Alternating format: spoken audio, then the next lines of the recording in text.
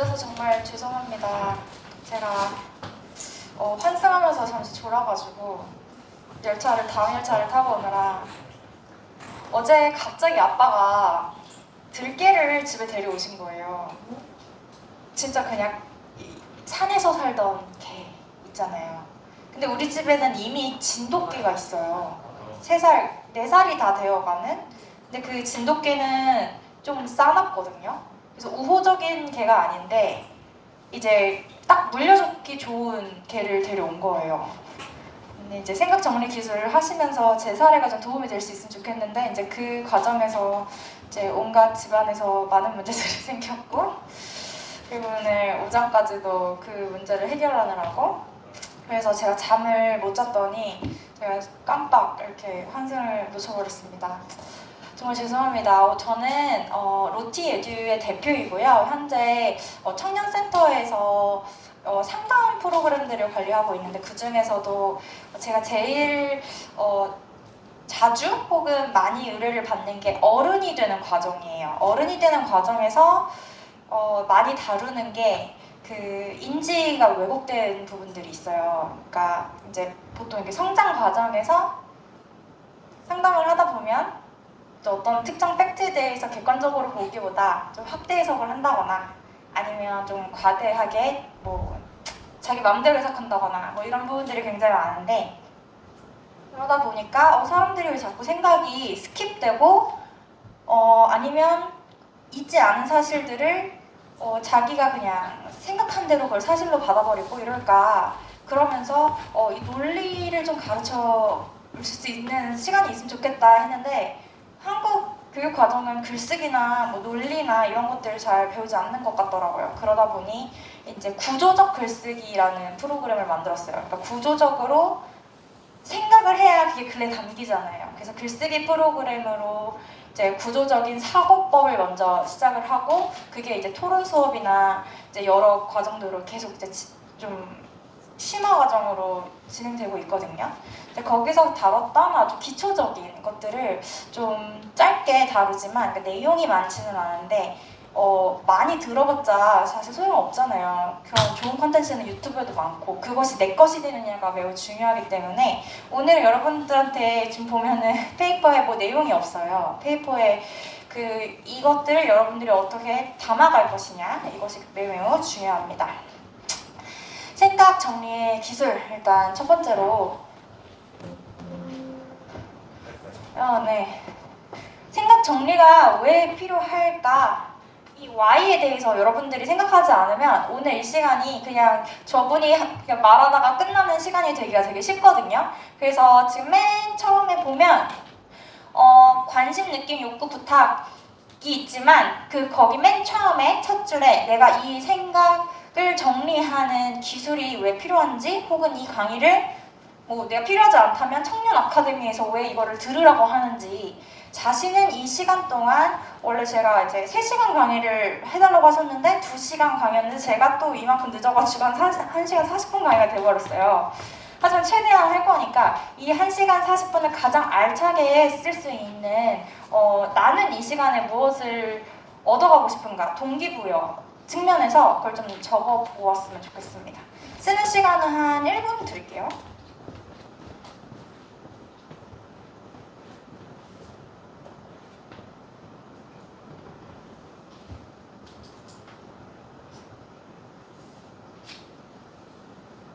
오늘 발표가 많아요.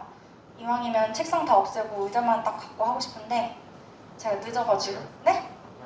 네, 그래도 좋아요. 혹시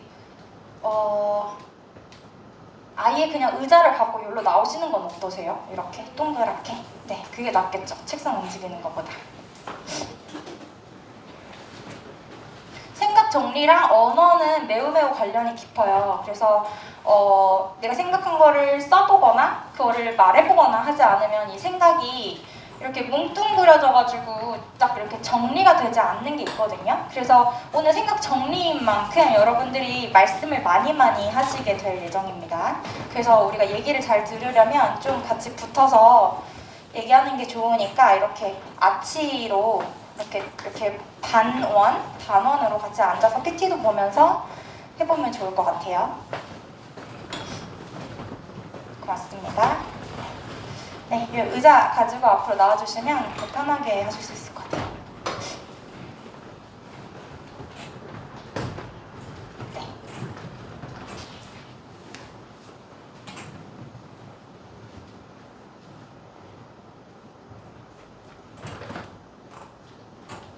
지금 생각 정리가 왜 필요하다고 생각하는지, 혹은 왜 청년 아카데미에서 이런 것들을 이제 강의를 듣게 하는지에 대해서 생각하는 시간이에요. 한 10초 정도 더 드릴게요.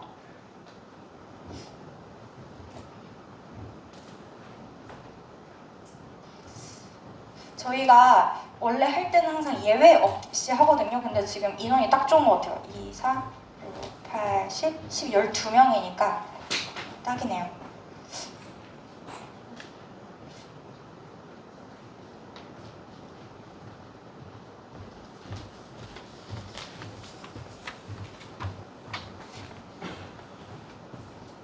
자, 그럼 한번 말씀을 해보도록 할게요. 오늘 나는 1시간 40분 동안 어떤 것을 얻어가고 싶다, 혹은 나는 이런 것들이 왜 필요하다고 생각한다, 이거를 지금 생각하신 걸 적은 거잖아요. 그걸 정리하신 거거든요. 그거를 발언하고 지금 시작하도록 하겠습니다. 원래 제가 시킬 때는 뭐 누구부터 이렇게 돌아가라고 하진 않는데 그냥 자발적으로 하시되 모두가 발표할 때 끝납니다. 어차피 다 하실 거예요. 네. 인사하고 안녕하세요 누구입니다 하면 박수 좀 쳐주세요. 안녕하세요. 저는 최푸름입니다. 네, 앉아서 얘기해요. 저는 우선 생각 정리가 필요한 이유는 그냥 정확하게 파악을 해서 문제점을 파악하고요. 그 다음에 해결책을 알아내기 위해서 꼭 필요한 거라고 생각을 하고요. 예를 들면 화가 났을 때 내가 왜 화가 났는지 이유를 모르고 화가 날 때가 있잖아요. 그럴 때 좀 생각을 샤프하게 딱 가다듬으면 그 다음에 좀 정확하게 내가 어떻게 해야 될지가 보이는 것 같습니다. 그래서 꼭 중요한 부분인 것 같습니다. 네, 감사합니다. 네, 문제 해결, 그리고 내가 모르는 이 감정에 대해서 정확하게 정리해가는 거 매우 중요한 포인트입니다. 자, 다음 분. 네. 안녕하세요. 저는 대구에 살고 있는 이지엽이라고 합니다. 저는 생각을 정리해야 자신이 말하고 싶은 내용들을 제대로 말할 수 있다고 생각하기 때문에 생각 정리 기술이 필요하다고 생각하고, 오늘 생각 정리 기술이 잘 모르긴 한데 생각 정리 기술이 어떠한지, 그리고 생각 정리 기술이 왜 필요한지에 대해서 궁극적으로 알고 싶습니다. 네, 감사합니다. 안녕하세요. 윤진혁입니다. 저는 생각 정리 기술이 오늘 이제 제 생각의 속도를 높이기를 바라고요.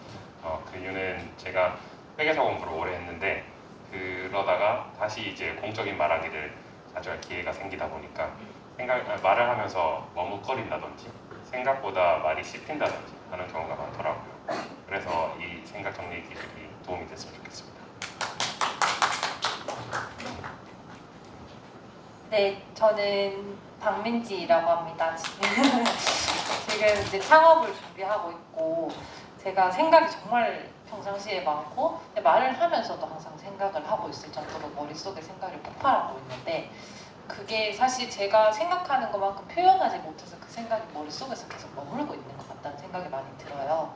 그래서 요즘에 이제 창업을 준비하면서 저만이 가진 그런 아이디어를 이제 다른 분들이 이해할 수 있게 풀어나가는 과정에서 너무 많은 어려움을 겪게 되더라고요. 근데 이게 저희가 청년 아카데미의 미래 세대 주역이 될 청년 리더로서 각자들이 얼마나 많은 생각들을 하고 있을 것이며, 또 그런 생각들을 나누는 방법을 배우려면 이 생각 정리 기술이 필수적이라고 생각이 되어서 네, 진짜 맞는 말인 게, 이게 정리가 안 되고 구조화가 되지 않으면 저 사람이 무슨 말을 하는지 잘 와닿지가 않거든요. 그래서 지금 두 분이 하신 말씀이 너무 맞다고 생각. 한 번만 더 말씀해주세요. 안녕하세요. 이영신이라고 합니다. 생각 정리 기술은 효율적인 업무 처리, 그리고 비워야 채울 수 있기 때문에 정리는 필요하다고 생각하고요. 우리가 청소도 스킬을 배우면 더 정리정돈이 잘 되는 것처럼 생각 정리도 기술을 가지고 한다면 더 나은 생각으로 더 좋은 결과를 낼 수 있을 것 같습니다.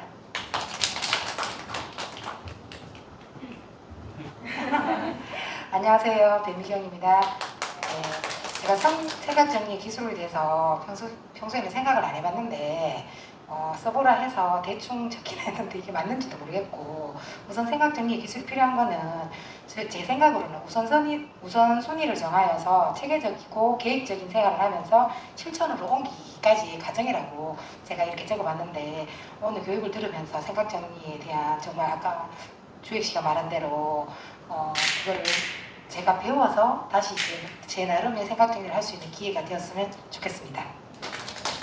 사전적 정의가 지금 굉장히 많은지는 모르시는 분이 굉장히 잘 아시는 것 같아요. 네, 저는 오션 펀딩을 운영하고 있는 한지민입니다. 그 생각 정리라고 해서 정리하는 거를 한번 우리가 떠올려 보면 어디 지나갈 때도 너저분하게 있으면 지나가는 길이 어렵고 힘들듯이 생각도 똑같은 것 같아요. 그래서 정리를 해놔야 내가 어떨 때 어떤 지식을 꺼내야 되는지 조금 더 찾기 쉬울 것 같고, 그리고 한 가지에 집중을 하기 위해서는 여러 가지를 하는 것보다 한 업무에 집중을 하려면 방해받는 것들이 없어야 된다고 생각합니다. 그래서 생각 정리가 필수적이라고 생각합니다. 감사합니다. 너무 비유를 잘해주시네요. 근데 지금 제가 말하려고 하는 것들이 대부분 다 나오고 있어요. 근데 그거를 시뮬레이션 돌리는 것들로 해보면 확실히 이제 다 잘 가져가실 것 같아요. 안녕하세요. 오션펀딩에서 일하고 있는 임미양이라고 합니다. 이미 앞에서 다들 정답을 너무 많이 말씀을 해주신 것 같아서 이게 기회가 늦게 오니까 할 말이 없어지네요. 생각이라고 하면은 그냥 딱 한 가지 제가 상대방한테 전달하고자 하는 말을 정확하게 하기 위해서 생각을 하는 것 같습니다. 그래서 정확한 전달을 하는 게 조금 더 스킬을 키우기 위해서 선생님 강의를 듣게 되었습니다. 네, 아직 안 하신 분들 계시죠? 네. 네, 안녕하세요. 최아연입니다. 저는 가끔 뜬금없는 질문할 때 많이 행설수설하긴 하는데 생각 정리가 그럴 때 필요하다고 생각을 해요. 저는 틀에 박힌 사고라던가 이제 감정적인 사고, 감정적으로 대답을 할 때 생각 정리를 함으로써 제가 이제 논리적이고 조금 더 판단을 확고하게 생각을 해서 말할 수 있다고 생각을 하는데 제가 좀 그거를 많이 배우고 싶습니다. 네. 안녕하십니까. 저는 권지은입니다.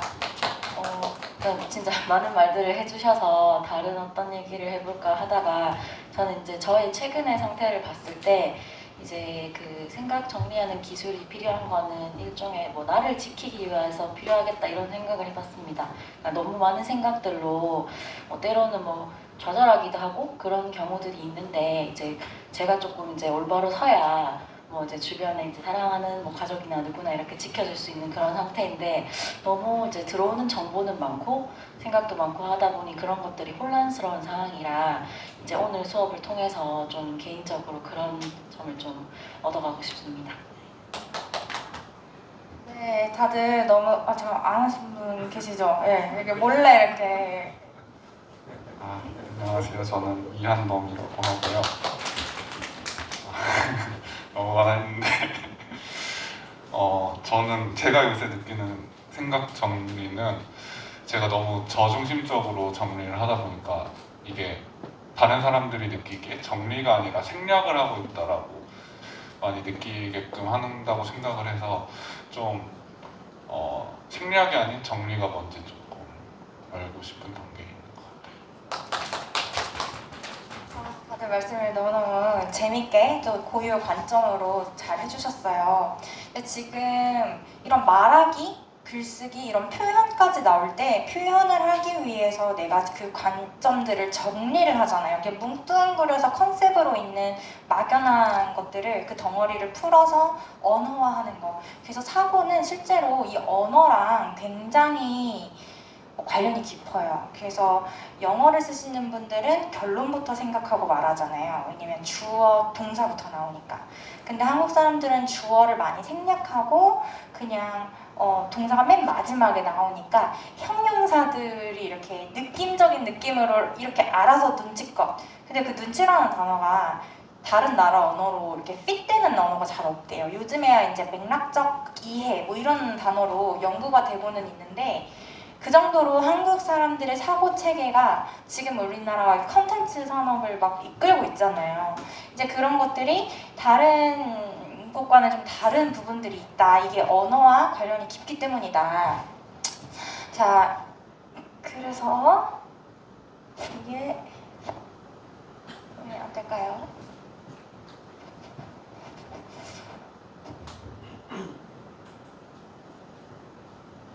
네, 일단 생각 정리를 보면요. 우리가 개인적인 차원에서도 그렇지만 데이터가 3일에 2배씩 증가한대요. 전 세계 데이터가. 그리고 인간의 주의력이 한계라는 거 아마 여러분들 그 농구 영상 보신 적 있을 거예요. 아마 그 고릴라 지나다니는데 농구 까만색 옷을 입은 사람들이 패스를 몇 번 하는지를 세어봐라. 그러면 그거를 세느라고 중간에 정말 고릴라가 이렇게 와가지고 막 이렇게 지나가는데도 고릴라를 못 보는 사람들이 매우 많고 혹시 고릴라를 봤더라도 뒤에 커튼색이 변하거나 뭐 이런 것들을 눈치를 못 챈다는 거죠. 인간의 주의력이 그 어떤 한계가 있다는 거. 그리고 기억력도 그거를 인지를 하더라도 그것을 기억을 하는 거는 매우 어려운데 기억을 좀 잘하려면 감정이 좀 결합이 되어 있어야 되고요. 그걸 반복적으로 잘해야 돼요. 그래서 이것이 되게 잘 되는 게 뭐냐면 부정적 경험. 이게 억울하고 열받으면 그걸 계속 이렇게 곱씹잖아요. 그러다 보니까 오히려 즐거웠던 거 이런 거에 비해서 압도적으로 그 상처들이 오래 가는 이유가 과거의 상처를 자꾸 끄집어서 보니까 이게 학습 효과가 되는 거죠. 그리고 또 마지막으로 제가 일단 가져온 거는 이게 잘 안 되네. 네. 어떤 상황이나 우리가 이런 물질들은 항상 바뀌잖아요. 상황에 따라서 변할 수도 있고 사라질 수도 있고 생겨날 수도 있고 뭐 폐지될 수도 있고. 그런데 오히려 추상적인 개념들이 굉장히 질서정연하거든요. 근데 그런 것들이 어떤 반복적으로 패턴으로 딱 발견돼서 자신만의 어떤 진리를 이루는 그런 사람들 있죠. 그런 것들이 이제 패턴을 통해서 통찰이 되는 과정이라고 하거든요. 이제 이런 것들을 우리가 이제 생각 훈련, 생각을 정리하는 과정에서 일어날 수 있다는 거죠. 그래서 이렇게 많은 데이터, 너무 많은 데이터를 우리가 어떻게 분별하면서 볼 것인가. 그것도 생각이 정리되어 있지 않으면 내 머릿속이 구조화되어 있지 않으면 정보가 딱 받아들여졌을 때 이걸 어디다 넣을지를 모르는 거예요. 그러면은 약간 이런 거죠. 막 선물꾸러미 이따만큼 왔는데 일단 선물꾸러미를 그냥 다 한 곳에다가 창고에다가 처박아 두는 그런 느낌인 거죠. 나중에는 그 창고에 뭘 두었는지도 기억이 나지 않을 정도로. 그래서 이제 그 많은 데이터들을 우리가 이런 한계에도 불구하고 어떻게 통찰해 가겠느냐, 이제 이런 과정들을 우리가 다룰 건데요. 기본적으로 인간이 스스로를 잘 몰라요. 이거는 정말 요즘에 이런 뇌과학 분야랑 그리고 심리학은 뭐 워낙 그랬지만 알면 알수록 인간이 스스로를 속일 수 있는 존재라는 것들이 밝혀지면서 자기가 이 무의식의 영역이 너무 크잖아요. 거기에 지배를 받으면서도 자기는 되게 자유롭게 살고 있다고 하지만 사실은 어딘가에 매여 있거나 특정적인 행동을 반복하거나 자기가 무엇을 원하는지도 모르고 그러면서 이제 그거를 정당화하는 과정에서 이제 여러 가지 문제들이 생겨나는. 만약에 그게 진짜 인간이 자신을 잘 알고 정답을 딱딱 찾아갈 수 있으면 그 수많은 갈등들이 없겠죠. 그래서 이제 비폭력 대화에서도 얘기를 하는 거고 우리가 디자인 띵킹에서도 얘기를 할 때 수많은 데이터들 그리고 그런 것들을 우리가 어떻게 처리할 거냐. 혹시 마스크 벗고 싶으신 분들은 벗으셔도 돼요. 코로나를 아직 안 걸렸다 하시면 이왕이면 안 걸리는 게 좋으니까. 근데 이미 걸렸다 하시는 분들은 마스크가 더 안 좋거든요. 그래서 벗어도 됩니다. 주의, 이거는 관심이 있어야 더 주의를 기울일 수가 있대요. 근데 인간이 의도적으로 의식적으로 주의를 기울이지 않으면 그거를 잘 못 봐요. 두 번째는 거기에서 자기가 생각을 하는 게 아니라 그것을 느낌을 딱 직감적으로 받아들인다는 거죠. 근데 여기까지도 아직 생각이 아닙니다. 자, 거기서 내가 원하는 욕구가 무엇인 것을 찾아내는 과정이 생각이에요. 근데 대부분의 사람들이 느낌까지 생각하고 자기가 원하는 걸 모른 채로 바로 표현으로 넘어가니까 문제가 생길 때가 많아요.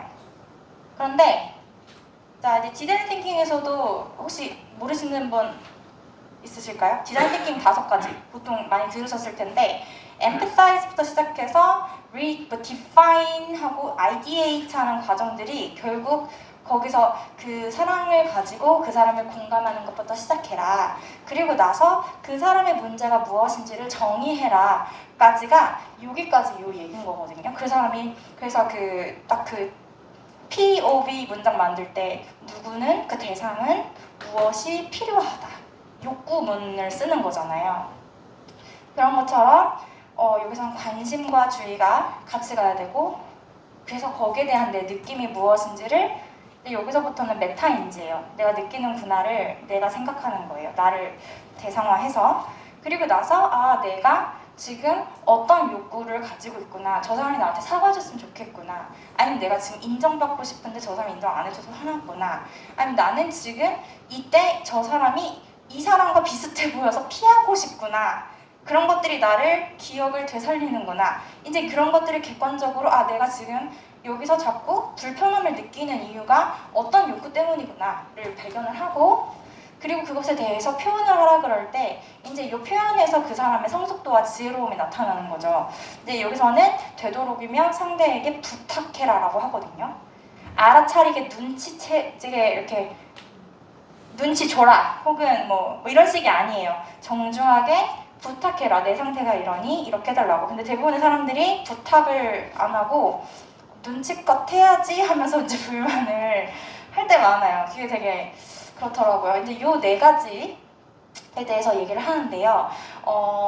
이게 우리가 생각을 정리를 할 때요. 우리가 제로부터 시작하는 게 아니에요. 마이너스부터 시작합니다. 그래서 첫 번째는 생각을 하고 싶으면 리프레시부터 해야 돼요. 리프레시는 뭐냐면 저 사람의 경험과 나의 경험이 다르잖아요. 그리고 어떤 정보를 주는 입장과 받는 입장도 상태가 다르단 말이에요. 그러니까 베이스라인을 맞춰야 되는데 난 지금까지 저런 사람들은 다 이랬으니까 그럴 거야 라고 추정을 하고 시작하다가 아니면 나는 이런데 이러니까 제가 나한테 맞춰야 되는 뭐 이런 갑불관계가 아니니까 우리가 지금 공통적으로 얘기하는 이 쟁점을 저 사람을 어떻게 정의하고 나는 어떻게 정의하는지를 알아보려면 일단 리프레시부터 해야 되는 거죠. 내가 알고 있는 것들 다 내려놓고 제로 베이스로 먼저 가려고 하는 노력이 저희가 이제 캠프를 하는 방식인데요. 이것이 제일 오래 걸려요. 이게 오히려 이런 거는 되게 빨리빨리 하는데 리프레시가 제일 오래 걸려요. 리프레시 한번 해볼까요? 이게 뭐냐면 내가 안다고 생각하는 거 있잖아요. 안다고 생각하고 지금 여러분들 지금부터 할 거는 뭐냐면 숫자를 셀 줄 알고 앉았다 일어났다만 할 수 있으면 다 할 수 있는 거거든요. 혹시 이제 좀 이따 다시 할게요. 자, 리프레시 다음에 리프레임 같은 것을 다르게 바라보는 각도를 달리해서 그러니까 예를 들어 제가 이렇게 정면을 보면 이 그림인데 이렇게 누워서 보면은 이 똑같은 공간에 다른 면을 볼 수 있잖아요. 그래서 내가 늘 그렇다고 생각하는 생각의 그 틀이 있어요. 근데 그 틀을 바꿔보는 거예요. 그게 리프레임이고요. 세 번째가 redefine. 그래서 이 생각이 달리 했으면 그거의 다양한 이면들을 봤을 때 나는 거기에 에센스, 본질을 뭐라고 정의하는가. 여기서부터는 이제 나의 고유의 관점이나 나의 고유의 시선들이 들어갈 수밖에 없어요. 나는 그것을 지금까지 이렇게 바라보니까 이런 특징들을 가지고 있다고 생각하니까. 그러면 그것을 기반으로 어떻게 이 문제를 해결할지에 대한 틀을 짜는 게 리디자인이에요. 그러니까 여기서는 틀을 다 부시고 새로운 틀로 한번 바라본 다음에 그리고 거기에서 본질이 무엇인지를 찾고 그리고 나서 그 본질을 가장 두드러지게 잘 활용할 수 있는 방식을 찾고 그것을 리디자인은 기획이잖아요. 기획. 그러니까 계속 가설을 검증하는 과정이 필요하거든요. 그러면 내가 틀릴 수도 있다는 걸 전제하고 맞을 때까지 시도를 한 다음에 그걸 찾으면 그 다음에는 리빌드입니다. 새롭게 지어가는 거. 이제 요거를 이제 자세히 설명할게요. 제가 아까 말했던 그 숫자만 알고 할 수 있으면 된다는 게 6명 동그랗게 앉아주시겠어요? 여기도 6명 동그랗게 앉으면 좋을 것 같아요. 이 게임 다들 아실 거예요. 자리 그냥 바닥에다가 종이랑 펜을 다 두시고 네 동그랗게 앉으신 다음에 어떻게 하냐면 자 여기서 혼자 왔어요 하시고 앉으시고 그냥 둘이 왔어요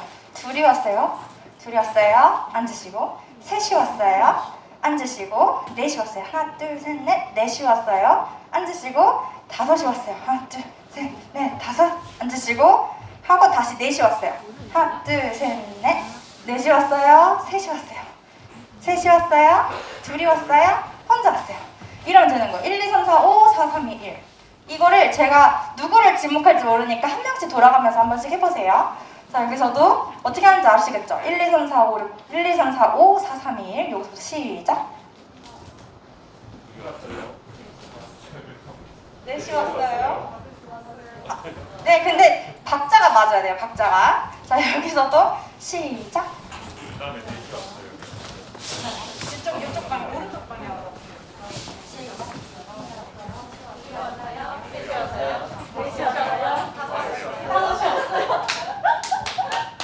다시 시작 혼자 왔어요? 둘이 왔어요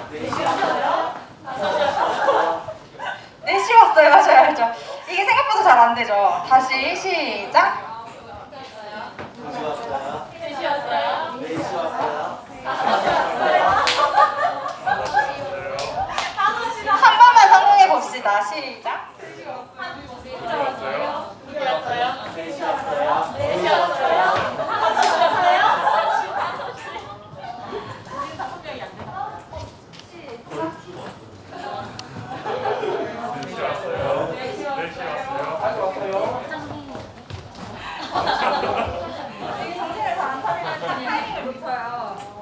자 여기서 중요한 건 우리 한 번은 성공하실 줄 알았는데 지금 마지막으로 딱 한 번만 해봅시다 여기 어디 가셨지? 네 그러면 다섯이도 할 수 있어요 시작 다섯 가지 원래 5명에서 5가지 갔다 4명까지 오는 거예요 시작 혼자 했어요 넷이 와야 되는데 5이 오셔가지고 자 여러분 자 숫자 알고 앉았다 일어났다 하면 누구나 할 수 있는 거죠 근데 생각보다 이 모음의 싱크와 생각의 속도의 싱크가 잘 매치가 안 되는 거 보셨어요? 이것이 이제 우리가 안다고 착각하는 것들이 이거는 이제 반응 속도와 헷갈리는 것들이 있어서 치우기 있었지만 내가 대부분의 것들을 안다고 생각하지만 알지 못하는 경우가 되게 많아요. 그래서 그리고 또 중요한 게 뭐냐면 리프레시 과정에서 사람들이 범하는 오류가 뭐냐면 안 되는 이유를 너무 잘 찾아. 그런데 되는 이유는 생각조차 안 해요. 그러니까 그게 너무 편향되어 있다는 거죠. 그게 무슨 말이냐면 할 자신이 없으니까 그냥 자꾸 정당화하는 거예요. 그러니까 쉬운 길이죠, 쉬운 길. 그래서 hopeless 하는 거. 그러니까 내가 희망을 품고 싶으나 그거를 품으면 내가 못하면 좌절하거나 실망할까봐 해서 생각에 제한을 둬버리는 게 있거든요. 그 리프레시에서 제일 중요한 거는 생각의 길을 가로막고 있는 것들을 제한시키는 먼저 이게 뭐라 그러지? 제거하고 들어가는 거. 안 그러면 무슨 생각을 다 집어넣어도 그 지우개 같은 그 제거되는 자꾸 생각을 제한되는 그것들이 자꾸 이거를 막아버리니까 첫 번째는 희망의 길을 뚫는 거예요. 그래서 나를 왠지 자꾸 못하게 할 것 같은 낙담하게 하는 것들이 무엇인지를 생각을 해보는 거예요. 지금 제가 여기서 아마 실험을 해도 그럴 거예요. 안 되는 이유, 내가 못생긴 이유, 내가 안 되는 이유, 내가 뭐 능력이 없는 거, 나의 단점 쓰라고 하면 1분 안에 쓸 수 있단 말인데 내가 잘하는 거 찾아라 이러면은 모르겠어요 막 이런단 말이에요. 진로에서 진짜 중요한 건 내가 못하는 거가 중요한 게 아니라 내가 잘하고 싶은 것들이 중요하거든요. 그리고 내가 잘하게 되는 거는 그냥 내가 잘해서가 아니라 잘하고 싶으니까 그 의지가 그걸 그렇게 이끄는 것들이 있어요. 그런데 홈레스는 의지를 갖지 않겠다는 변명이란 말이에요. 물론 해봤는데 낙담할 수 있거든요. 그리고 뭐 그 과정을 너가 겪어봤어? 그게 얼마나 상처되는지 알아? 근데 보세요. 우리의 수많은 영웅들과 인류를 바꾼 위인들과 그 사람들이 다 막 그렇게 태어나서가 아니라 평범한 사람이었지만 그 한계를 이겨냈기 때문에 그런 거거든요.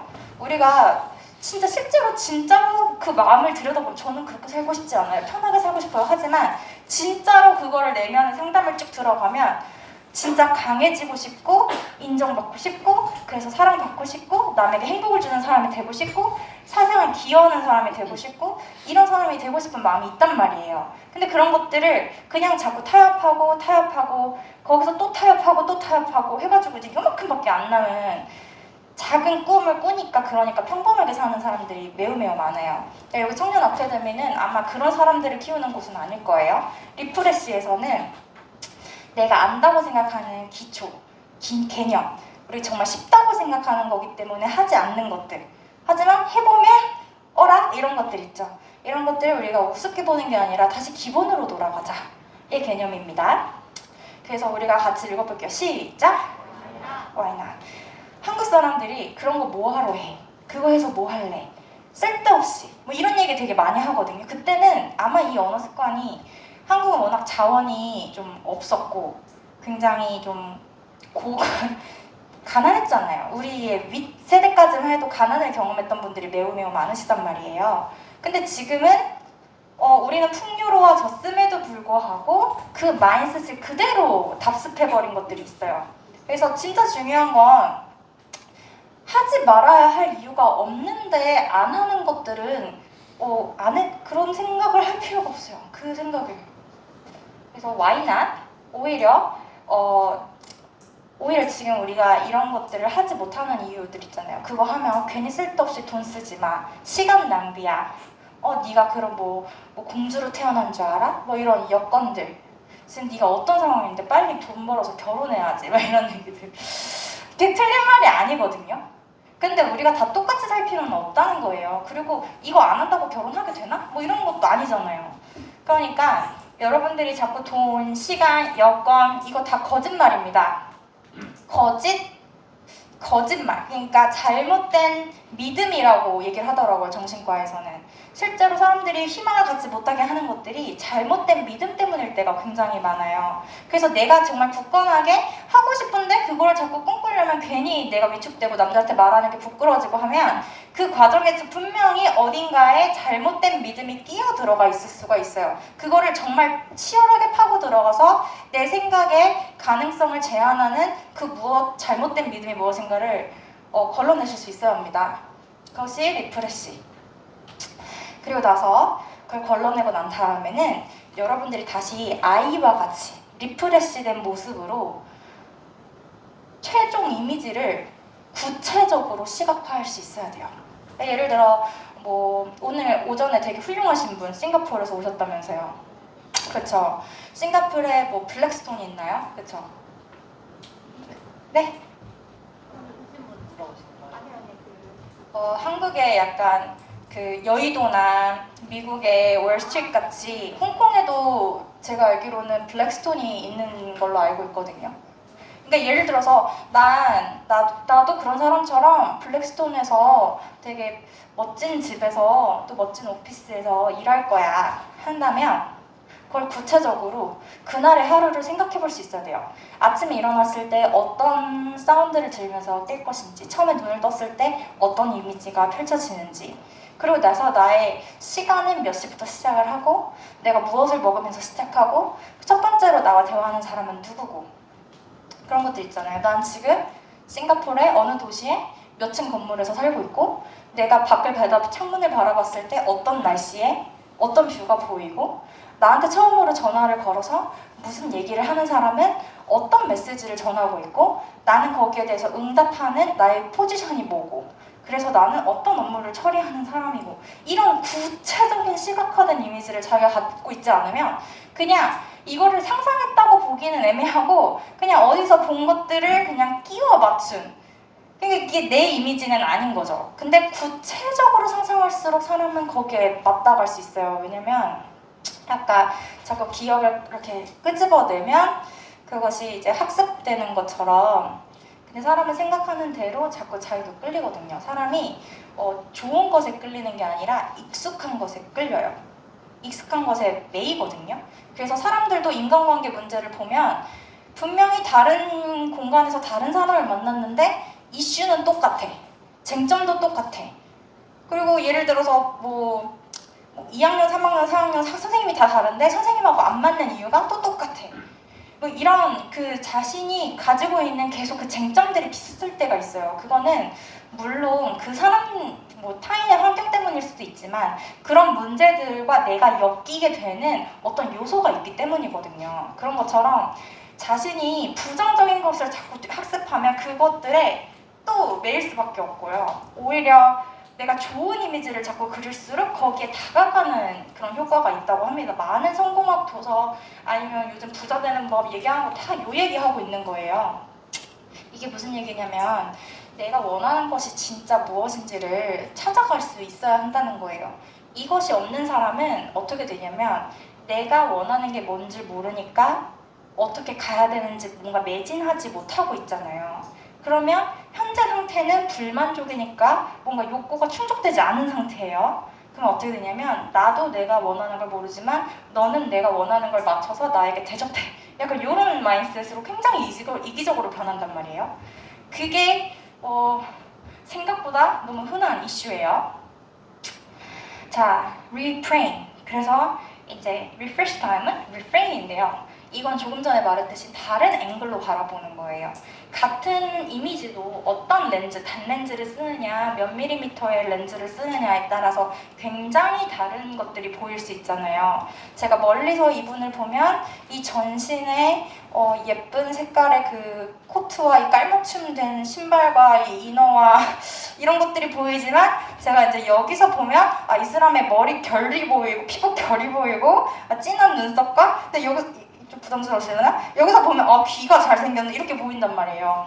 그러니까 내가 이 사람을 멀리서 봤을 때 안다고 하지만 사실 이만큼까지 가까이서 보지 못하면 이 사람의 눈썹결이 어떤지는 몰랐을 거라는 거죠. 그래서 사람들이 아는 것과 모르는 것이 무엇인지를 아는 것이 기계와 가장 큰 차이예요. 이게 메타인지라고 해요. 그리고 내가 모르는 것을 아는 것, 이것이 사실은 굉장히 인간의 위대함이거든요. 그런데 대부분은 내가 다 안다고 착각하고 모르는 것이 모르니까 이거를 모르니까 자기는 다 아는 사람이 돼버리는 거죠. 그래서 변은 익을수록 고개를 숙인다는 게 알면 알수록 내가 모르는 부분들을 성숙하게 알아가기 때문에 그 사람이 계속 겸손해지는 거거든요. 그리고 나서 진짜 아는 것과 안다고 착각하는 것이 있어요. 이게 이제 모르는 것을 모를 때 안다고 착각하게 되는 거죠. 이것도 같은 개념인데요. 네, 이 그림 보시면 아시겠지만 젊은 여자와 늙은 여자? 아니 할머니 여자가 있어요. 이거를 언뜻 봐서는 하나만 보일 거예요. 또 언뜻 봐서는 나만 보일 수 있지만 자세히 봐야 보이는 것들이 있죠. 여기서도 우비를 입은 뒷모습이 보이는 소년이 보일 수도 있고 아니면 큰 얼굴이 보일 수도 있어요. 바위처럼. 여기서도 고양이 보이는 사람이 있고 개 보이는 사람이 있고. 자, 이거는 뭘까요, 그럼? 우리가 되게 흔히 안다고 하는 거예요. 나뭇잎에 광합성 할 때 나온 비슷해요. 라임. 우리가 이렇게까지는 안 봤잖아요. 그쵸? 자, 이건 뭘까요?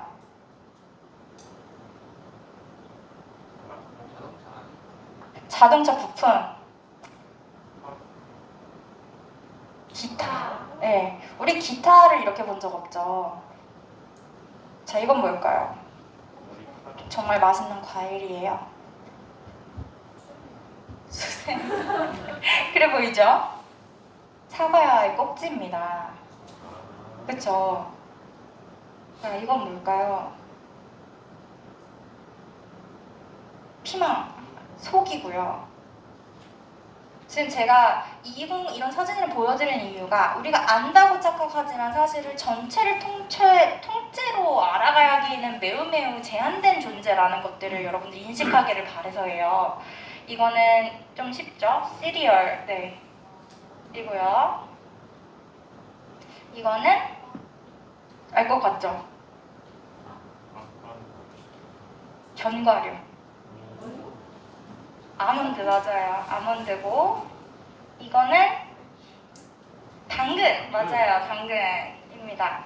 사람이 지구를 볼 때도 이렇게 보던 시절이 있었어요. 그쵸?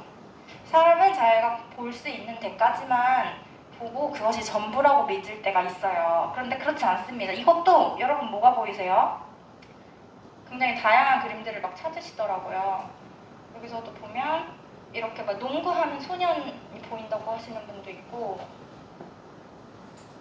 이렇게 막 대륙이 보인다고 하시는 분도 있고 마차 뭐 그런 것들이 보인다고 하시는 분들도 계세요. 굉장히 다양한 걸 말하는데 사실은 애기들이 아무 의미 없이 막 그냥 물감놀이 한 거거든요. 이 정도로 진짜 어떤 있는 것들을 자세히 보지도 못하고 또 의미가 없는 것들에 또 잘못 의미를 해석해가지고 사실은 이게 인간은 더 큰 것 같아요. 저 사람은 저런 의도가 하나도 없는데 내가 과거에 그냥 그런 것들에 어떤 트라우마가 있으면 확대 해석해가지고 물어보지도 않고 그냥 너는 그런 거야. 그때 너는 그랬으니까 그랬겠지. 뭐 이런 식으로. 그러면 이제 굉장히 대화하기 힘든 사람이 돼버립니다. 이제 인간이 그렇습니다. 이게 생각이 아니라 그냥 감정에서 머무를 때 그리고 이 감정을 정리하지 않고 넘어갈 때 그것들이 이게 비슷한 오류를 범하는 거죠. 그래서 제가 이번에 여러분들에게 전달하고 싶은 툴이 있어요. 이게 인간의 한계, 폭넓은 시야, 그리고 관심의 폭, 이게 시야에 대한 거고요. 시선은 어디에 초점을 맞춰서 날카로운 시선, 통찰의 안목, 그리고 깊이 있는, 관찰의 깊이 있는 이제 시각, 뭐 이런 얘기를 하는데요. 이것을 이제 이런 인간의 어떤 제한적인 부분 때문에 네, 조금 더 선명하게 보고 네, 넓게 전체적으로 누락하지 않으면서 자세히 구체적으로 중복되지 않게 하는 개념을 우리가 MIC라고 불러요. Mutually Exclusive. 이게 그 상호 배타적이면서 전체를 포괄하는 개념, collectively exhaustive가 전체를 포괄하면서 상호적으로는 배타적이다 이런 뜻인데요. 이게 무슨 뜻이냐면 여러분들 옛날에 그거 배우셨을 거예요.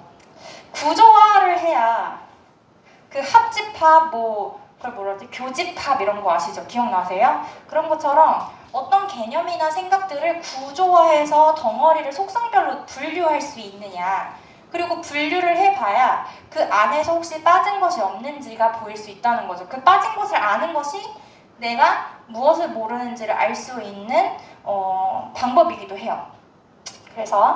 그리고 그래야지 그걸 다 분류하고 나서 봐야 거기에 내가 통제를 할 수 있는 건지 아닌지를 볼 수가 있어요. 사람들이 보통 이제 뭐가 빠졌는지를 모른 채로 나의 퍼즐, 그러니까 퍼즐 전체가 있으면 전체의 퍼즐이 없고 피스가 다 맞춰지지 않은 상태에서 내 것만 가지고 무언가를 만들려고 하는데 만들려고 해도 이게 내가 통제할 수 있는 것과 없는 것도 잘 모르니까 그냥 정당화해버리고 홈레스, 그 희망을 가져버리지 않고 뭐 이런 부분들이 많은 거죠.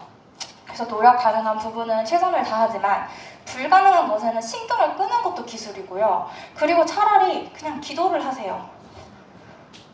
그거를 막 붙들고 막 이런 게 아니라 이렇게 통제 가능한 부분에 여러분들의 에너지를 쓰시는 것이 맞습니다. 그래서 조금 전에 말했던 그 미시 사고법이 뭐냐면 이 전체가 동그랗게 딱 전체가 있죠. 여기에 빠진 게 없이. 거기에 이제 덩어리가 균등하지는 않더라도 적어도 중복되지 않으면서 겹치지 않은 이런 것들을 이제 미시 분류법이라고 하고요. 이게 이제 로직 트리라는 것이랑 같이 나와요. 이게 로직 트리예요. 트리처럼 가지를 펼치잖아요. 자, 그러면은 여기가 상위 개념일까요? 여기가 상위 개념일까요? 그쵸? 여기 왼쪽이 상위 개념이겠죠. 그러니까 내가 그러니까 느낌들이 뭉퉁이로 있어요. 그러면은 아직 이렇게 분류되지 않은 상태로 상하위 개념도 정리되지 않은 상태로 막 이렇게 번져 있단 말이에요. 그런 것들을 내가 어떻게 이거를 이렇게 체계화하면서 가져갈 것이냐. 자, 이거는 이제 여러분들 좀 쉬우시라고 좀 쉬운 이그젬플. 자, 이렇게 막 어지럽혀져 있어요. 이것이 무엇인지 분류되지도 않고. 근데 이게 그냥 대충 뭔 것 같아요? 과일, 그쵸? 과일을 이제 일단 이렇게 타이틀을 속성들을 붙이고 난 다음에 이거를 그냥 쭉 나열하면 뭐가 2번 들어가는지 뭐가 누락되는지 보이기 쉬워요? 아니면 어려워요? 네네. 타이틀은 붙여놨는데 어려워요. 좀 뭔가 이렇게 섞여도 잘 모를 것 같아요. 근데 이거를 이제 fruits 그리고 vegetable 이렇게 나누면 아 그래도 분류가 좀 되어 있네. 그쵸? 그리고 뭔가 잘못되면은 뭐 끄집어낼 수도 있을 것 같죠. 근데 이럼에도 불구하고 잘 보이지 않는 것들도 있어요. 근데 아예 다른 개념으로 색깔별로도 분류할 수가 있어요. 근데 이것도 이제 이게 좋은 분류냐 이럴 수는 없지만 그럼에도 불구하고 그냥 보기 좋다. 그리고 찾기 쉽다. 어떤 거를 찾을 때 찾기 쉽잖아요. 책을 분류할 때도 그 사람의 저자대로 아니면 뭐 장르별로 아니면 그 진짜 책 북커버의 색깔별로 나누시는 분들이 계시고 아니면 책의 크기별로 나누시는 분들이 계시고 아니면 책의 연도 순으로 나누시는 분들도 계시고 하나에 대해서 굉장한 다양한 분류법들이 있듯이 여러분들도 여러분들의 생각에 어떤 기준이 어쨌든 그 기준이 뭔지는 모르겠지만 여러분들이 찾아 쓰시기에 편한 미시한 분류가 되어 있으면 됩니다. 그래서 지금 여러분들한테 제가 소개를 드릴게요. 이거 잘 들으시고 다음 거 액티비티 하실 거예요. 자, 첫 번째는 20대와 30대가 있어요. 근데 20대와 30대 이렇게 하면 뭐가 빠졌어요? 뭐 10대, 뭐 40대 하나도 안 보이죠? 그러면 이거는 둘이 상호 배타성은 있으나 전체를 포괄하지는 못한 개념이에요. 여기서부터는 조금만 이제 방법을 알고 나면 이제 두 번째는 쉬워요. 자, 여기서도 보면 30대 이하, 20대 이상 이렇게 되면 여기 20대. 이건 뭐가 잘못됐죠? 그렇죠. 20대랑 중복됐고 또 누락되는 것들이 있지 않아요? 30대 40대부터 없고 그리고 20대 이상이고 20대면 10대도 없고 이거는 미시하지 않은 거죠. 이것도 콜렉티블리 익서스티브 하지 않으니까 C 하지 않고 근데 그런 것까지 알 필요는 없고 어쨌든 이게 미시하지 않다는 건 알 수 있어요. 자, 그런데 이것도 뭔가 많이 잘못됐죠. 이렇게 중복되면 생각이 겹쳐버리잖아요. 그러면은 이제 그 생각의 회로가 제대로 이렇게 잘 정립이 되지 않은 상태입니다. 근데 차라리 이렇게 하면 무엇이 보이냐면 나의 생각의 파편들이 어디에 몰려있다는 걸 알 수 있어요. 여기 중심으로 몰려있다는 것도 보이고 얘네들은 그냥 대충 서브로 있구나. 그런데 중복되지 않고 그리고 전체를 포괄하죠. 이렇게 정돈이 잘 돼 있어요. 아까 말한 것처럼 생각이 기준이 딱 꺼내 쓰기 쉽고 또 어떤 데이터가 들어왔을 때도 분류하기도 쉬워요. 자, 이제는 사람을 한번 나눠볼게요. 사람을 누가 어떻게 보느냐에 따라서 굉장히 다르게 나눌 수 있거든요. 예를 들어서 정치 있는 사람을 어떤 기준으로 보기 쉬울까요? 정치인의 이해관계를 잘 생각해보세요. 표니까 저 사람을 어떤 분류로 생각할까요? 유권자인지 유권자가 아닌지 또 지지자인지 지지자가 아닌지 또 다양하게 나올 수 있어요. 맞아요. 근데 그걸로 이제 미시를 하게 되면 굉장히 분류가 어렵거든요. 근데 그 투표권자인지 투표권자가 아닌지는 뭘로 어떤 기준으로 나눌 수 있어요? 나이, 맞아요. 나이 그리고 국적 이런 걸로 바라볼 수 있겠죠. 근데 만약에 여기서 얘기했던 지지자인지 열혈 지지자인지 아닌지 이거는 너무 맞는 지표긴 한데 그러면 그 지표를 어떤 속성으로 분류하실 수 있을까요? 사실 이것들을 하는 게 데이터 사이언스 하시는 분들이세요. 전화로 맞아요. 사실 그런 노력들 많이 하시죠. 근데 그것들을 이제 뭐 페이스북에 뭐 포스팅을 몇 번 하느냐, 아니면 그런 정치인들과 뭐 팔로우를 몇 개를 하느냐, 뭐 이런 것들로 볼 수는 있는데 사실 그것이 미시하게 딱 분류되기는 조금 어려워요. 조금 더 쉽게 갑시다. 이 사람이 어쨌든 나한테 투표를 할 건지 안 할 건지는 이 사람의 지역구와 관련돼 있을 수 있죠.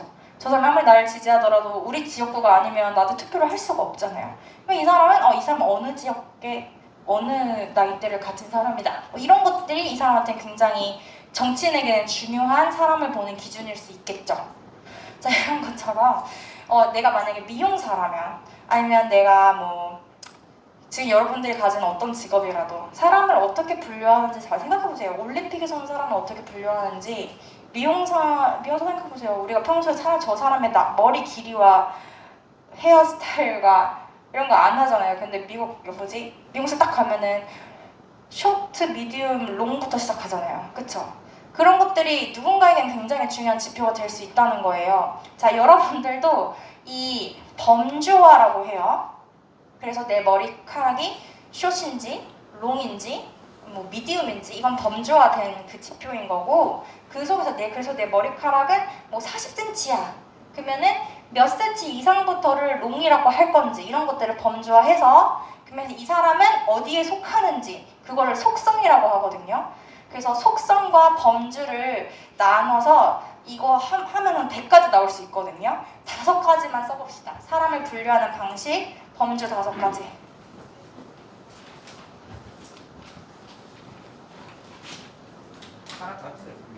네, 사람 자체를 어떻게 분류할 수 있는지 범주 5가지. 네. 하지만 여기서 중요한 거는 클리어 해야 돼요. 클리어. 아주 분명하게 딱 그 선이 나눠지지 않아, 객관적인 지표로 보이지 않으면 애매모호해집니다. 근데 객관성부터 시작해야 애매모호한 것도 이제 점점 객관화 시킬 수 있어요.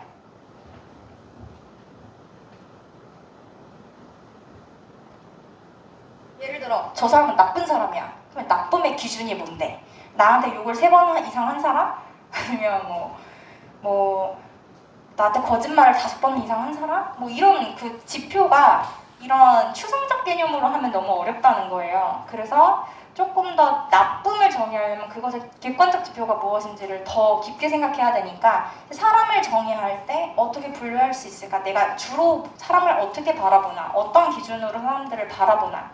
혹은 타인의 눈에 내가 어떤 사람으로 많이 평가되었나? 이런 거 잘 생각해 주세요. 경영학에서 이제 STP 할 때 세그멘테이션 있죠. 그게 이거 하는 거예요. 이 고객이 어떤 고객군인가.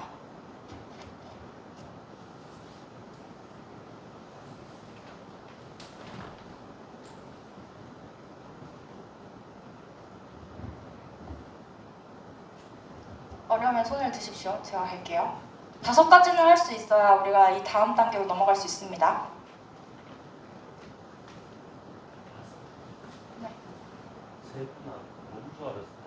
범주를 5가지.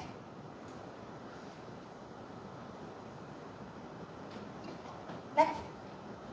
범주가 예를 들면 아까 정치인 기준에서 범주는 지역구 혹은 나이, 그 투표권을 가지고 있는지, 그러면 아니면 이 사람은 뭐 나한테 정치적 후원을 해줄 수 있는 어떤 재산이 얼마 이상인지 뭐 이런 거.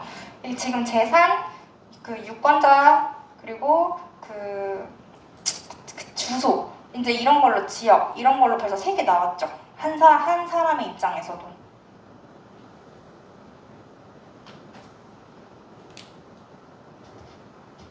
올림픽에서 그 종목별로 사람 남는 것만 해도 후루룩 쓸 수 있습니다, 여러분.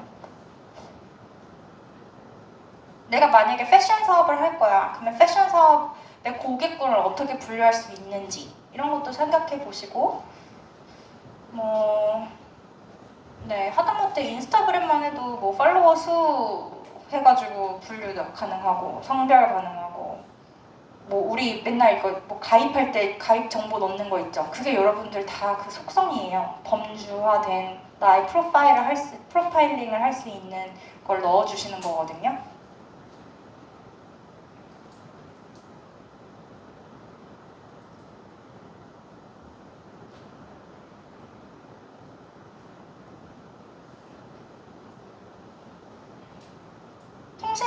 사람은 사람을 어떻게 분류할까요? 업체?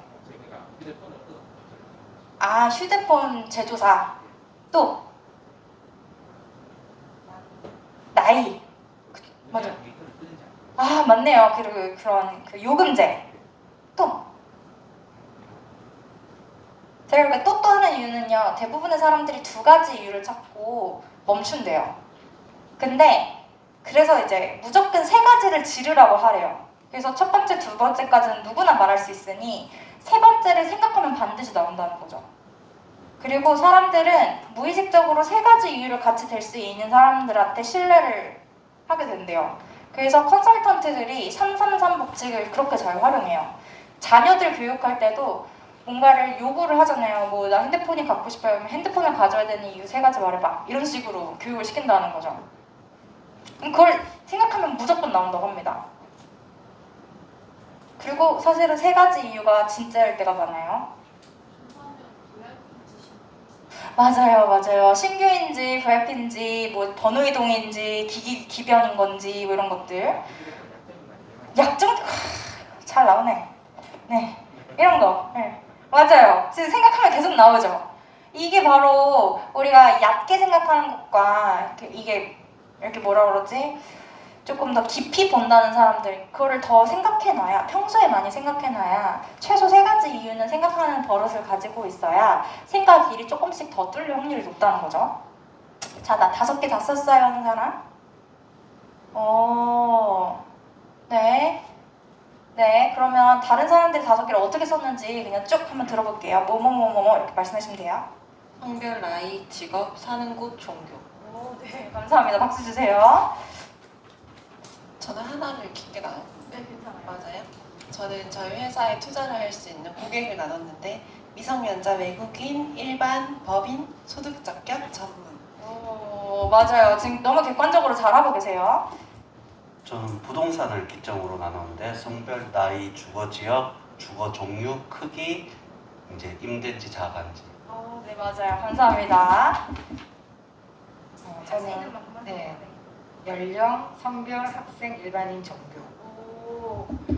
의외로 종교들이 많이 나와서 너무 좋네요. 똑같은 것 같은데. 굉장히 많은 영향을 미치거든요. 네, 남자, 여자, 직업, 나이, 종교, 지역. 네, 감사합니다. 저는 이제 의류 사업을 준비하고 있어서 고객을 나눌 때 나이 그리고 트렌드 민감도 추구하는 컨셉, 한 달에 소비하는 금액, 라이프 스타일 이렇게 나눠봤습니다.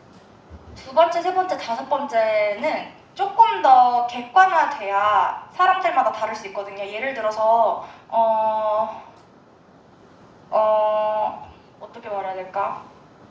그러니까 저는 트렌드에 그렇게 막 예민하다고 생각하지 않거든요. 그러니까 제 기준에서 바라보는 트렌디함과 진짜 트렌디한 것들을 막 MD처럼 막 하고 이렇게 셀렉하고 하시는 분들의 트렌디함은 완전 다를 거 아니에요. 그러면 그 트렌디함의 기준이 명확하지 않기 때문에 그거를 조금 더 트렌디함을 볼 수 있는 지표를 어떻게 더 분류할 수 있을까, 객관적으로 그런 것들을 더 보시면 좋을 것 같아요. 감사합니다. 다음 분. 많이 쓴 것 같아요. 성별, 사는 지역, 고향, 최종 학력, 전과자인지 아닌지. 네? 전과자인지 아닌지. 전과자.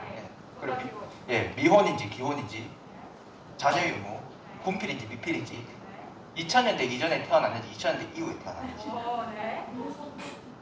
그리고 소득 분위기가 어떤지. 그리고 출신 대학의 전공이 이공계인지 자연계인지 인문계인지 이체능계인지. 와, 여러분 박수 주세요. 와, 네. 진짜 파고들면 들수록 정말 많은 것들을 할 수 있어요. 그리고 생각보다 지금 여러분들이 의식적으로 꺼내는 연습을 안 하셔서 그렇지, 여러분들의 무의식적으로 이 사람을 딱 봤을 때 그 사람의 첫인상을 가지고 내 마음속에 이미 프로파일링이 다 되어 있을 경우가 많거든요. 첫인상이 뭐 3촌이 4촌에 0.3촌에 7촌에 뭐 정말 많은 데이터가 있는데 어쨌든 1번 미만이라는 거죠. 그렇죠. 그만큼 사람이 한눈에 그냥 많은 정보를 바라보기 때문에 이게 지금 의식적으로 끄집어지지 않는 무의식의 영역에서 생각들이 오가고 있다는 것들을 생각이라기보다는 직감들, 감정들. 네. 성별, 범죄 이력 유무, 나이, 거주 지역, 자가 유무. 네, 유머? 유무. 유부. 유 있는지 없는지. 아, 유무. 네, 감사합니다. 감사합니다. 네, 저는 유머 감각이라는 줄. 네. 저는 인종, 성별, 나이, 그리고 말씨여하고 MBTI 조금 봐요. 말씨? 사투리? 언어 스타일? 말투? 뉘앙스, 언어의 그 음낮이가 빠르기 뭐 이런 거예요? 단어, 언어 체계. 언어 체계. 오, 이건 언어학자들이 되게 많이 하는 건데, 네, 감사합니다.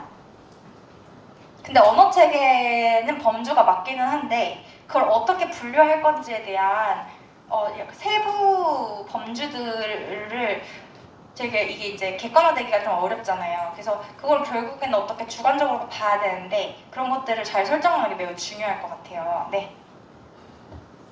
성별, 나이, 직업, 지역, 전공 또는 분야. 저는 이제 약간 양분되거나 이런 쪽으로 생각을 해봤는데 나이, 학력, 그다음에 안경을 꼈는지 아니면 치마나 바지를 입었는지 아니면 이제 왼손잡이인지 오른손잡이인지. 감사합니다. 왼손잡이, 오른손잡이 되게 뭐라지? 참신하나? 저는 소득 수준, 범죄 유무, 범죄 경력, 성인인지 아닌지, 군을 어떻게 나왔는지, 반려동물을 키우는지 어떤 걸 키우는지.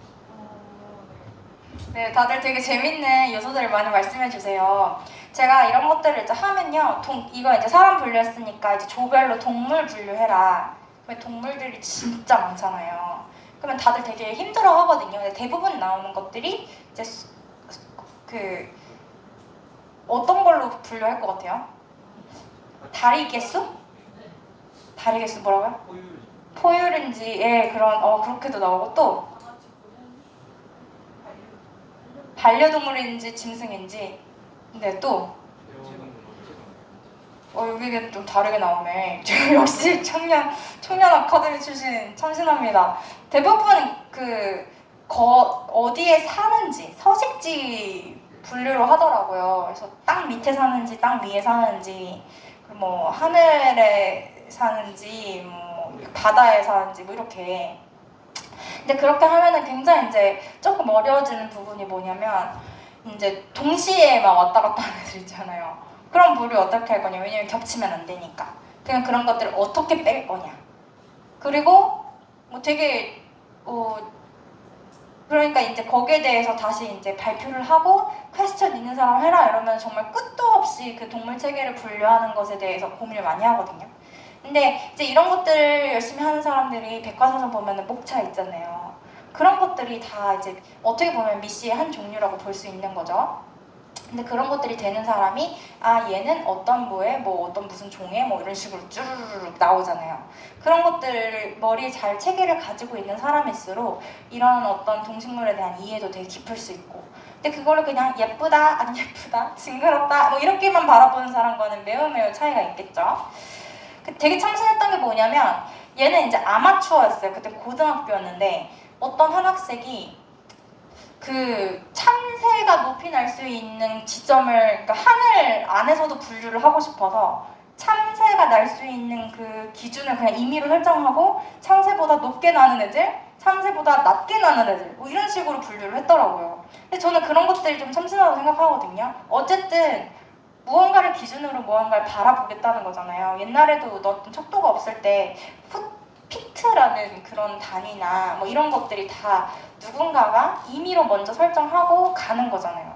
그러니까 지금 우리 데이터가 너무 많고, 그리고 질서가 계속 체계가 흔들리고 뭔가 불안정하고 새로운 개념들이 나오고 이럴 때 진짜 중요한 건 기존에 있는 개념들을 참고하는 것들 매우 중요한데 기존에 없는 것이라도 내가 척도를 만들어서 어떤 기준으로서 무언가를 분류체계를 어쨌든 말이 되게 만들 수 있느냐 그런 것들이 말이 될 때 상대방에게 나의 말이 설득되게 할 수 있는 거죠. 특히 스타트업 같은 경우에는 없는 서비스나 제품들을 만들어낼 때가 많잖아요.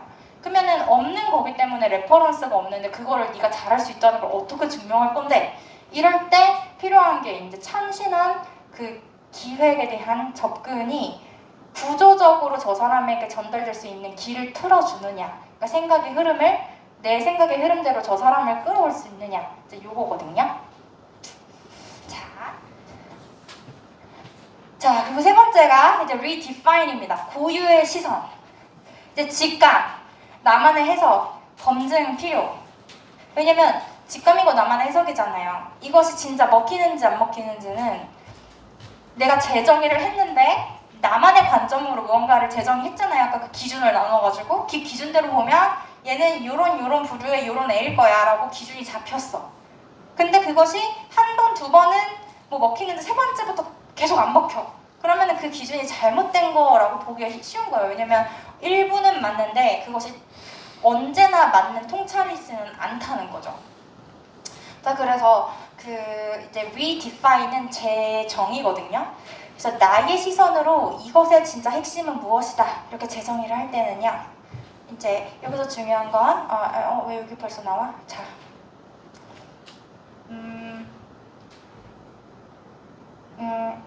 이게 다 날라가 버렸네. 잠깐만요.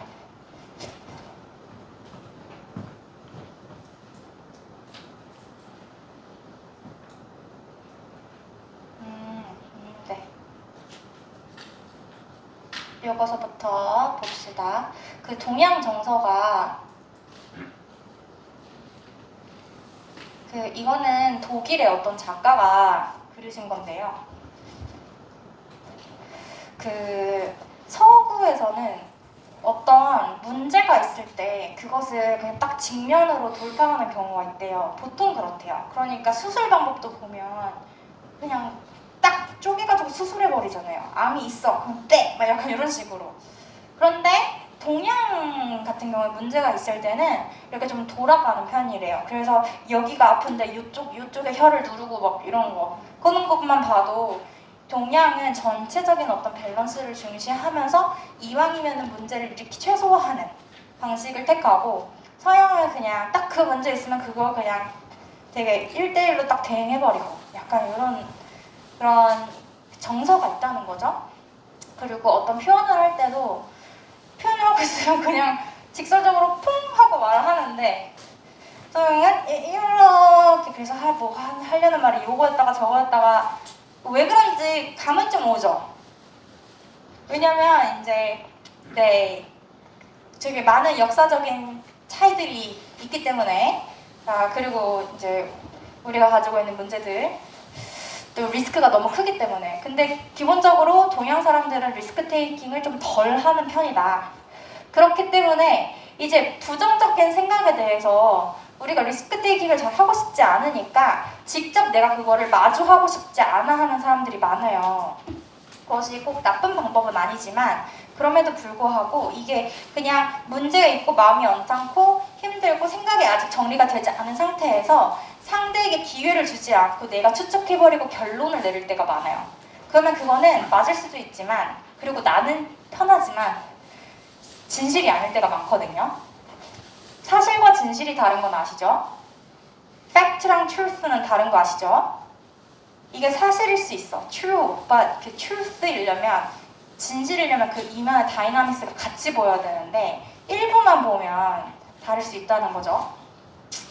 그리고 추측하지 마시고 이거를 좀 어렵더라도 그러니까 추측을 하면 가설이잖아요. 가설. 그럴 수도 있어. 근데 그거를 확인하지 않고 그랬었으니까 이랬을 거야. 이게 막 가설이 5개 됐어. 그리고 나서 한 가설이 10번째쯤 됐을 때 저 사람한테 막 터져. 그러면 문제가 있긴 있었는데 그렇게까지 화낼 건 아닌데 이 사람은 온갖 추측으로 부정적 감정을 막 응축했다가 팍 퍼뜨리니까 저 사람은 막 이렇게 돼버리는 거죠. 그래서 생각을 여러분들이 회로를 만들 때 반드시 확인해야 될 거는 팩트 체크예요. 그래서 내가 어떤 가설을 만든다? 그러면 질문을 해야 한다. 그리고 그걸 찾아봐야 되고 그것을 찾으려면 그것이 맞는지 확인하는 과정에서 그게 패턴화 돼야 된다. 그게 패턴화 됐을 때 그때부터 이제 리디파인이 끝난 거고 리디자인을 한 건데요.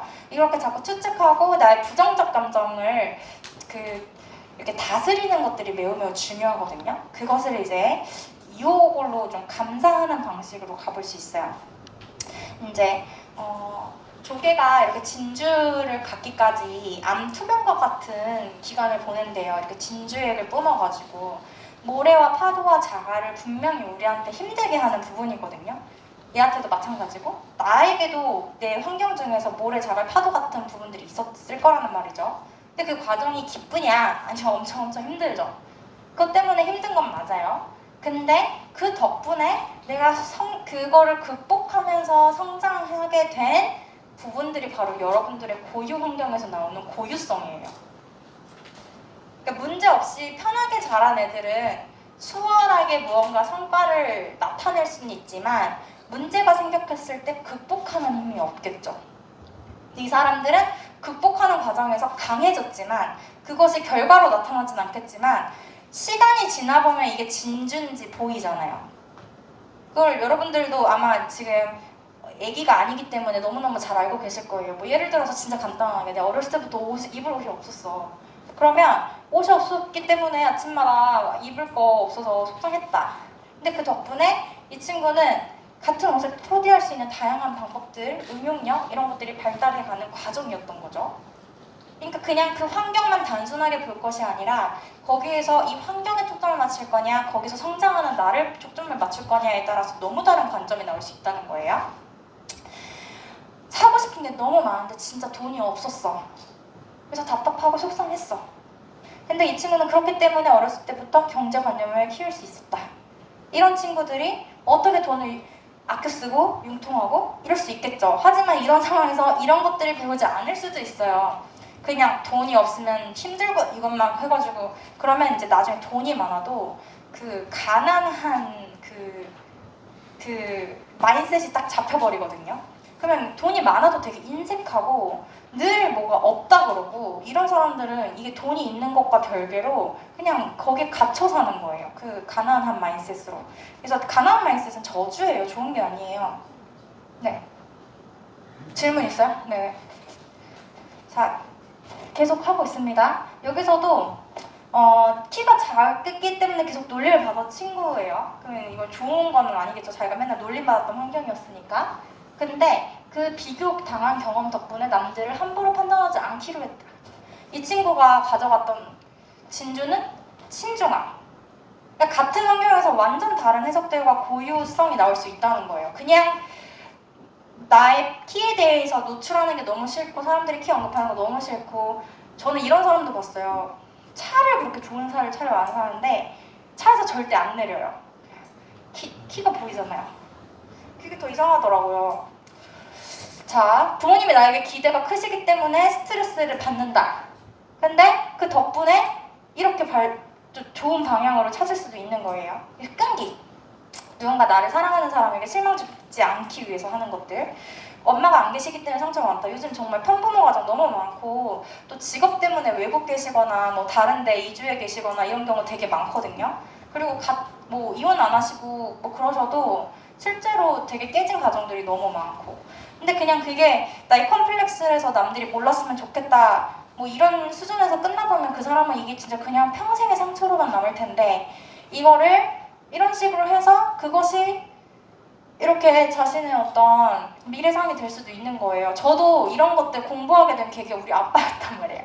오늘도 힘들게 하신 우리 아빠지만 아빠가 왜 아빠는 어른인데 뭔가 이렇게 상황을 판단하실 때 너무 일부만 바라보실까 대책 없이 즉흥적으로 행동하실까 이게 너무 그랬거든요. 근데 그게 그 뇌가 발달하는 시기가 있더라고요. 그 시기를 놓치면 이게 노력은 하더라도 이게 습성이 있어가지고 그 익숙함 때문에 잘 고쳐지지가 않아요. 그래서 여러분들이 우리가 청년일 때 그리고 뇌가 좀 건강할 때 이런 것들 알아두는 게 굉장히 중요합니다. 이게 생각의 전환이에요. 내가 환경을 볼 것인가 그 환경을 돌파해 나가는 나의 성장을 볼 것인가. 그리고 좀 전에 봤듯이 이게 이제 사람들이 보통 볼 때 현명하지 못한 사람은 현명하다고 착각하면서 뭐만 보냐면 가장 그럴듯한 가능성이 있는 거 하나만 보면서 그것만 막 해요. 근데 그 가능성이 나한테 없을 것 같으니까 시도조차 안 하고 나는 똑똑해. 그래서 시도 안 하는 거 막 이러면서 실패를 안 하는 것이 마치 똑똑한 것이냐. 근데 성공 과정에서 실패는 반드시 필요한 과정이에요. 근데 그거를 인정을 안 하면 정말 성장하기가 너무너무 어려운 거죠. 자, 여기서 중요한 건 뭐냐면요. 여러분들이 생각할 땐 항상 3가지 지점을 생각하셔야 돼요. 첫 번째는 최고의 시나리오. 이거는 내가 시전할 때 그 내가 그리는 이미지. 아까 우리가 해봤죠? 아주 구체적으로 구체해가지고 그리는 이미지. 그리고 두 번째는 최악의 이미지. 최고가 있으면 최악도 같이 생각해줘야 돼요. 그리고 최악의 경우에 내가 감수해야 되는 리스크가 무엇인지, 그 위험 요소를 내가 생각하고 싶지 않아서 사람들이 보통 이거를 직면하지 않거든요. 근데 그냥 직면하세요. 그리고 나서 직면했을 때 내가 어떻게 되는지를 보세요. 이걸 생각을 안 하니까 오히려 최악의 그 리스크보다 더 극단적으로 사람들이 막 생각하더라고요. 그러니까 예를 들어서 이런 경우예요. 뭐 중학교 때까지는 맨날 전교 1, 2등만 했대요. 근데 무슨 좀 특목고 같은 고등학교 가가지고 중하로 떨어진 거예요. 그래서 자기는 공부를 못하기 때문에 죽어야 된대요. 왜 공부를 못하는데 죽어야 되니? 했더니 공부를 못하면 부모님을 부양할 수 없기 때문에 죽어야 된대요. 부모님을 부양하지 못하는데 왜 죽어야 되니? 그리고 공부를 잘해야 부양할 수 있는 이유는 대체 뭐니? 이게 생각에 스킵이 너무 많이 가는 거죠. 근데 얘의 그냥 잘못된 믿음 중에는 뭐가 있었냐면 부모님이 아이를 낳는 이유는 자신들이 이제 노후에 경제력 능력이 없을 때 아이가 자기를 부양하게 만들기 위해서 투자하는 개념이라고 바라보고 있는 거예요. 그리고 그렇기 때문에 자녀로서 부모님이 나에게 주시는 사랑은 다 이제 다시 돌려드려야 되는, 그것도 재정적으로 돌려야 되는 부담으로 느껴지고 있는 거죠. 그래서 부모님이 나를 사랑해주는 게 난 너무 부담스럽기 때문에 차라리 나에게 그런 학원비나 이런 걸 쓰지 않도록 빨리 죽어야 된다는 거예요. 자, 그리고 왜 너가 그러면 돈을 못 버는 거는 공부 못하는 거랑 뭐 관련성이 없진 않겠지만 어떻게 그렇게 연결되니? 했더니 공부를 못하면 좋은 대학에 못 가고 좋은 대학에 못 가면 좋은 데 취직을 못하니 좋은 데 취직을 못하면 돈을 못 버니까 죽어야 된대요. 그러니까 자꾸 죽어야 된다가 결론인 거죠. 그럼 부모님이 추측인 거예요. 부모님이 정말 너한테 그렇게 말씀하셔서 그런 거야? 아니면 너가 그걸 추측하는 거야? 했더니 말씀을 하시지 않았지만 추측했대요. 그러면 가서 물어봐라. 아까 물어봐라. 이건 이제 고등학교 사례지만 이제 고등학교 사례니까 심플한 건데 어른들의 사례는 훨씬 더 어렵잖아요. 최악의 시나리오. 너가 설사 진짜 공부를 못했어. 좋은 대학에 못 갔어. 그래서 좋은 데 취직 못했어. 그러면은 그런 네가 생각하는 그 최악의 사람들이 실제로 존재하거든? 어느 집단에나 꼴찌들 있고 그 꼴찌들도 어쨌든 먹고 사는 이유들이 방법들이 또 다를 수 있는데 그런 것도 한번 찾아봐라. 그런 사람들이 정말 다 죽더냐, 죽기만 하더냐, 그리고 죽는 사람들이 다 그렇게 공부 못했던 사람들인지도 확인해봐라. 사실은 최악이 아닐 수 있거든요. 항상 거기서도 길이 있고 방법이 있고. 그러니까 그것 때문에 내가 원래 원했던 최고의 시나리오는 도달하지 못하지만 최악의 시나리오에서 내가 그냥 뭐 다시 시작해도 되는 거고, 뭐 아니면 뭐 좋은 학벌은 아니지만 뭐 편입을 해도 되는 거고, 최악의 시나리오에 질 수 있는 거기에서 시간이 조금 더 들어가고 뭐 이런 것들 외에는 우리가 최악의 시나리오를 생각해도 생각보다 우리가 딜을 할 수 있는 것들이 많거든요. 주변에 보면은 뭐 성공담 많잖아요. 그 성공담 보면 항상 그 리스크가 있잖아요. 이때만큼 힘들었다. 우리도 항상 성취 경험 얘기하라면 성취 경험이 어디서부터 시작하냐면 내가 얼마나 힘들었을 때였는지부터 생각해요. 이렇게 힘들었는데 성취 경험은 행복한 얘기하고 있을 것 같잖아요.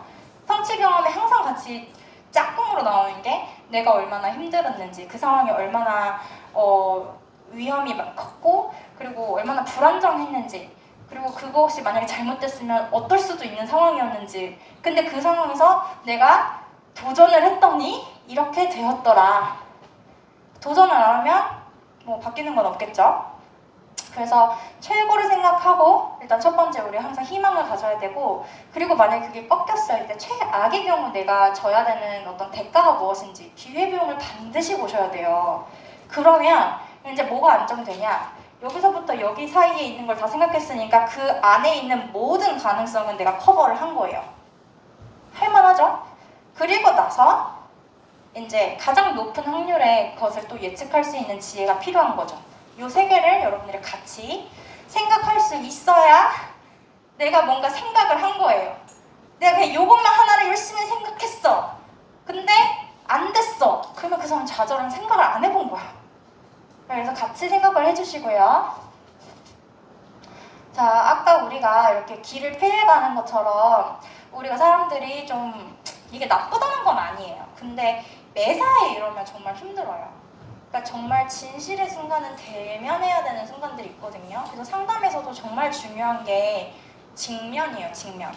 나와의 직면, 그리고 나와 가장 사랑하는 사람과의 직면. 그러니까 여기서 직면은 그냥 이렇게 마주 선다가 아니라 마음을 다 열고 내가 상처받을 수 있는 리스크를 테이킹 한다는 거예요. 내 마음을 다 보여준다는 거는 내가 가장 상처받기 쉬운 상태라는 거잖아요. 그럼에도 불구하고 내가 저 사람과 진짜 대 진짜로 만나겠다. 요 직면, 요 얘기를 하는 건데요. 우리가 보통 사람들이 환경이 이렇게 되면 로또 됐으면 좋겠고, 뭐 우리 부모님이 금수저였으면 좋겠고, 헬조선이 아니라 막 기회의 땅이었으면 좋겠고, 우리가 다 환경 얘기하잖아요. 쉬운 길, 편한 길, 뭐 잘 닦여있는 금길, 뭐 이런 거 생각하는데, 그런 길은 아무나 다 갈 수 있어요. 누가 못 가겠어요, 그런 길. 근데 진짜는 뭐냐면 어떤 길에서도 나아갈 수 있는 강해지는 사람이 되는 것이 중요하거든요. 축구 선수들이 정말 뭐 기후가 제일 좋은 때, 잔디밭 컨디션이 제일 좋을 때를 생각하고 훈련을 하는 게 아니라 기후가 진짜 습하고 더울 때를 대비해서 전지훈련도 가고, 또 막 말도 안 되는 상황에서 축구를 하기 위해서 그런 온갖 어려운 것들을 일부러 그 핸디캡을 주면서 연습하는 훈련들이 많더라고요. 그런 것처럼 내가 강해지는 게 진짜입니다. 쉬운 길을 부모님들이 이제 제공해주는 쪽에서는 이걸 원하시지만, 근데 부모님 입장에서 자꾸 쉬운 길만 제공하면 아이가 회복탄력성이 떨어지거든요. 다시 일어날 기회가 없으니까. 그래서 강해지는 길에 대해서 여러분이 생각하시고, 지금 계속 도전해야 되잖아요.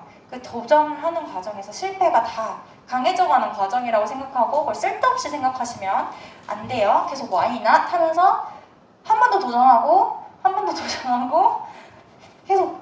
그래서 또 한 번 더 생각을 해볼게. 아시는 분들 계시겠지만 사람들이 좋은 게 좋은 거라고 착각하시는 분이 계신데, 좋은 것과 좋아하는 거는 매우 달라요. 사람들이 좋아하는 게 선한 게 아니에요.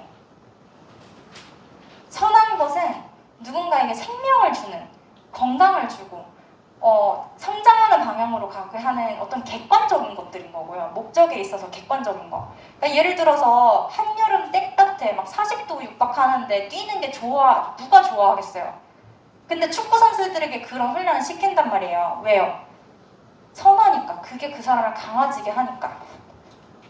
무슨 뜻인지 알겠죠? 그러니까 여기서 자꾸 뭔가 누군가와 커뮤니케이션 할 때 저 사람이 자꾸 나한테 요구하는 게 저 사람의 취향인지 우리의 관계의 발전인지를 잘 생각하면서 아무의 말을 수용하시지 마시고요. 옳지 않은 것들에 대해서는 배타적일 수도 있어야 돼요. 그래서 생각 정리에서 매우 중요한 그 또 한 단어가 차단이에요. 여러분들이 뭔가를 시도한다고 하면 쉬운 길을 가고 싶은 모든 사람들이 다 그걸 네가 어떻게 해 할 거예요. 너가 해봤어? 안 해봤으니까 하려고 하는 거잖아요. 근데 맨날 해봤냐? 뭐 증거 있냐? 이제부터 만들 건데. 그래서 선한 거 여러분들 차단하시고 가시고요. 여러분들을 진짜로 사랑하고 여러분들을 최고의 모습으로 대우해주지 않는 사람들의 말은 내가 계속 도전하는 시즌에는 차단하실 수 있어야 돼요. 여러분들의 차단이라는 거는 메시지도 차단을 하셔야 되고요. 시간도 차단하셔야 되고요. 돈도 차단하시고요. 좀 중요한 것에 몰입할 때는 기회비용들이 항상 있어요. 헌신해야 되는 무언가가 대가가 반드시 있습니다. 그런 것들에 대해서 분별을 잘 하시고 좋아하는 거 아니고 선한 거를 선택하세요. 좋아하는 거는 여러분들이 익숙한 거예요. 되게 조용한 환경에서 크신 분들은 조용한 걸 좋아하고요. 시끄러운 환경에서 크신 분들은 시끄러운 거 좋아하고요. 객관적이지가 않아요. 그래서 이런 것들 잘 분별하시고요. 자, 그래서 wake up, try again 이 말을 진짜 많이 하거든요. 근데 의외로 되게 막 복잡하고 막 엄청 막 미사여구 붙여가지고 이런 말보다도 이런 말들 하나하나가 그냥 나에게 힘을 줄 때가 있어요. 또 너무 내가 힘들 땐 생각을 멈추고 그냥 다시 시도하고 다시 한번 일어서고 이것이 여러분들의 힘을 줄 수 있습니다. 그래서 생각이 멈출 때는 몸을 다시 일으키시면 좋습니다. 몸과 생각은 다 연결이 되어 있는 거 아시죠? 그리고 나서 이제 리빌드입니다. 기억, 헌신의 기쁨인데요. 이거는 이제 긍정성 훈련이에요. 우리가 미숙과 성숙의 차이를 한번 생각을 정리해 볼까요? 어디든 좋아요. 아무 페이퍼나 좋으니까 미숙과 성숙의 차이를 한번 볼게요. 제가 정리한 개념과 여러분들의 개념의 정리가 다를 수 있어요.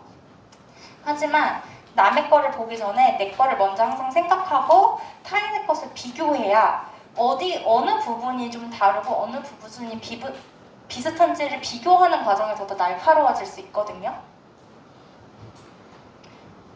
정답을 이제는 찾아가야 되는 시간인 것 같아요. 정답이 없어요.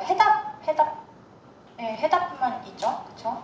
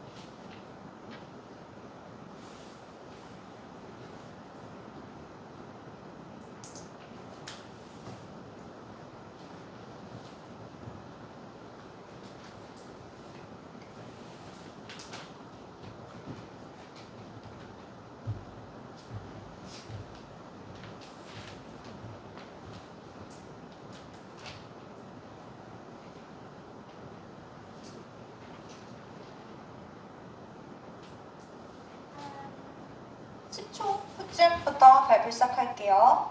누가 먼저? 네네.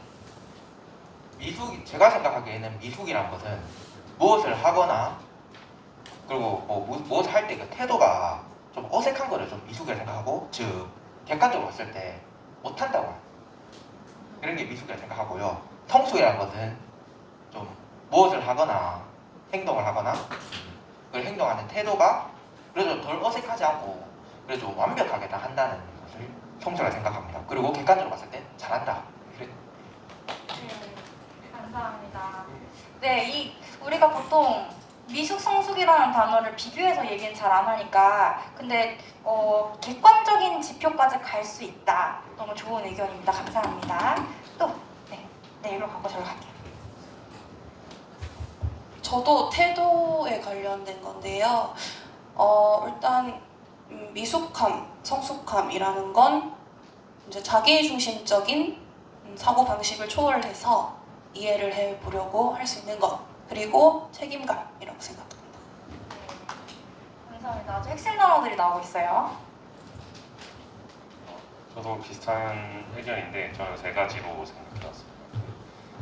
먼저 성숙의 기준으로 자기 자신을 먹여 살리는 것, 두 번째 자기 의사결정에 책임을 지는 것, 그리고 세 번째는 다양성을 인정하는 것.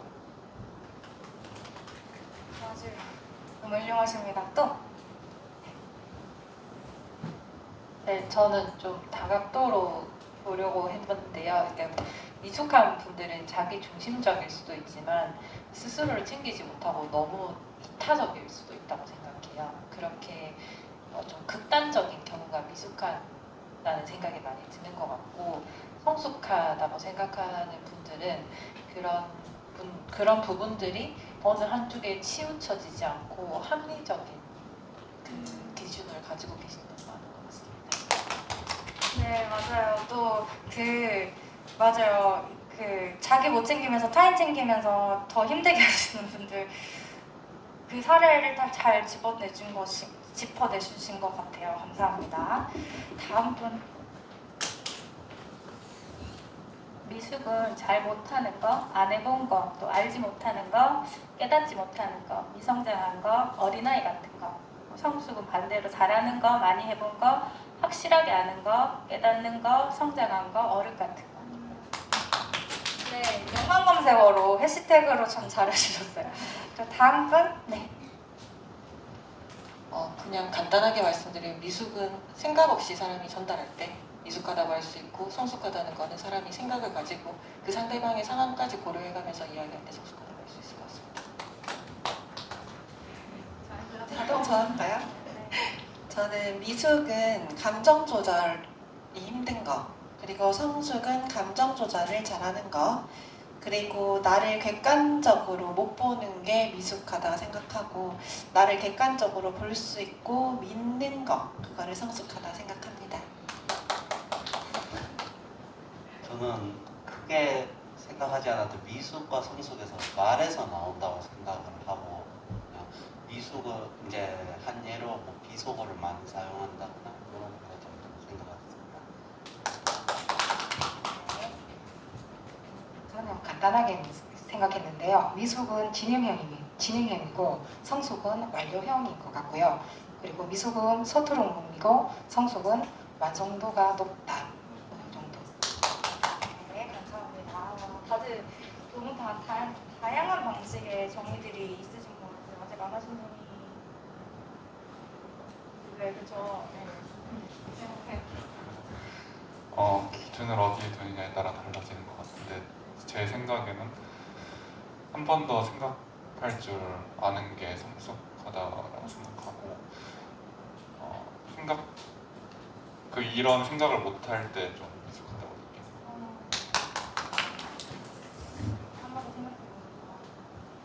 네, 미숙은 무언가로부터 완성되지 않은 것이라고 생각이 들고요. 성숙은 완벽하지 않아도 본인 스스로 또는 다른 사람의 시각에서 만족스럽다고 느낄 수 있는 것 이상일 때 성숙하다고 생각할 수 있을 것 같아요.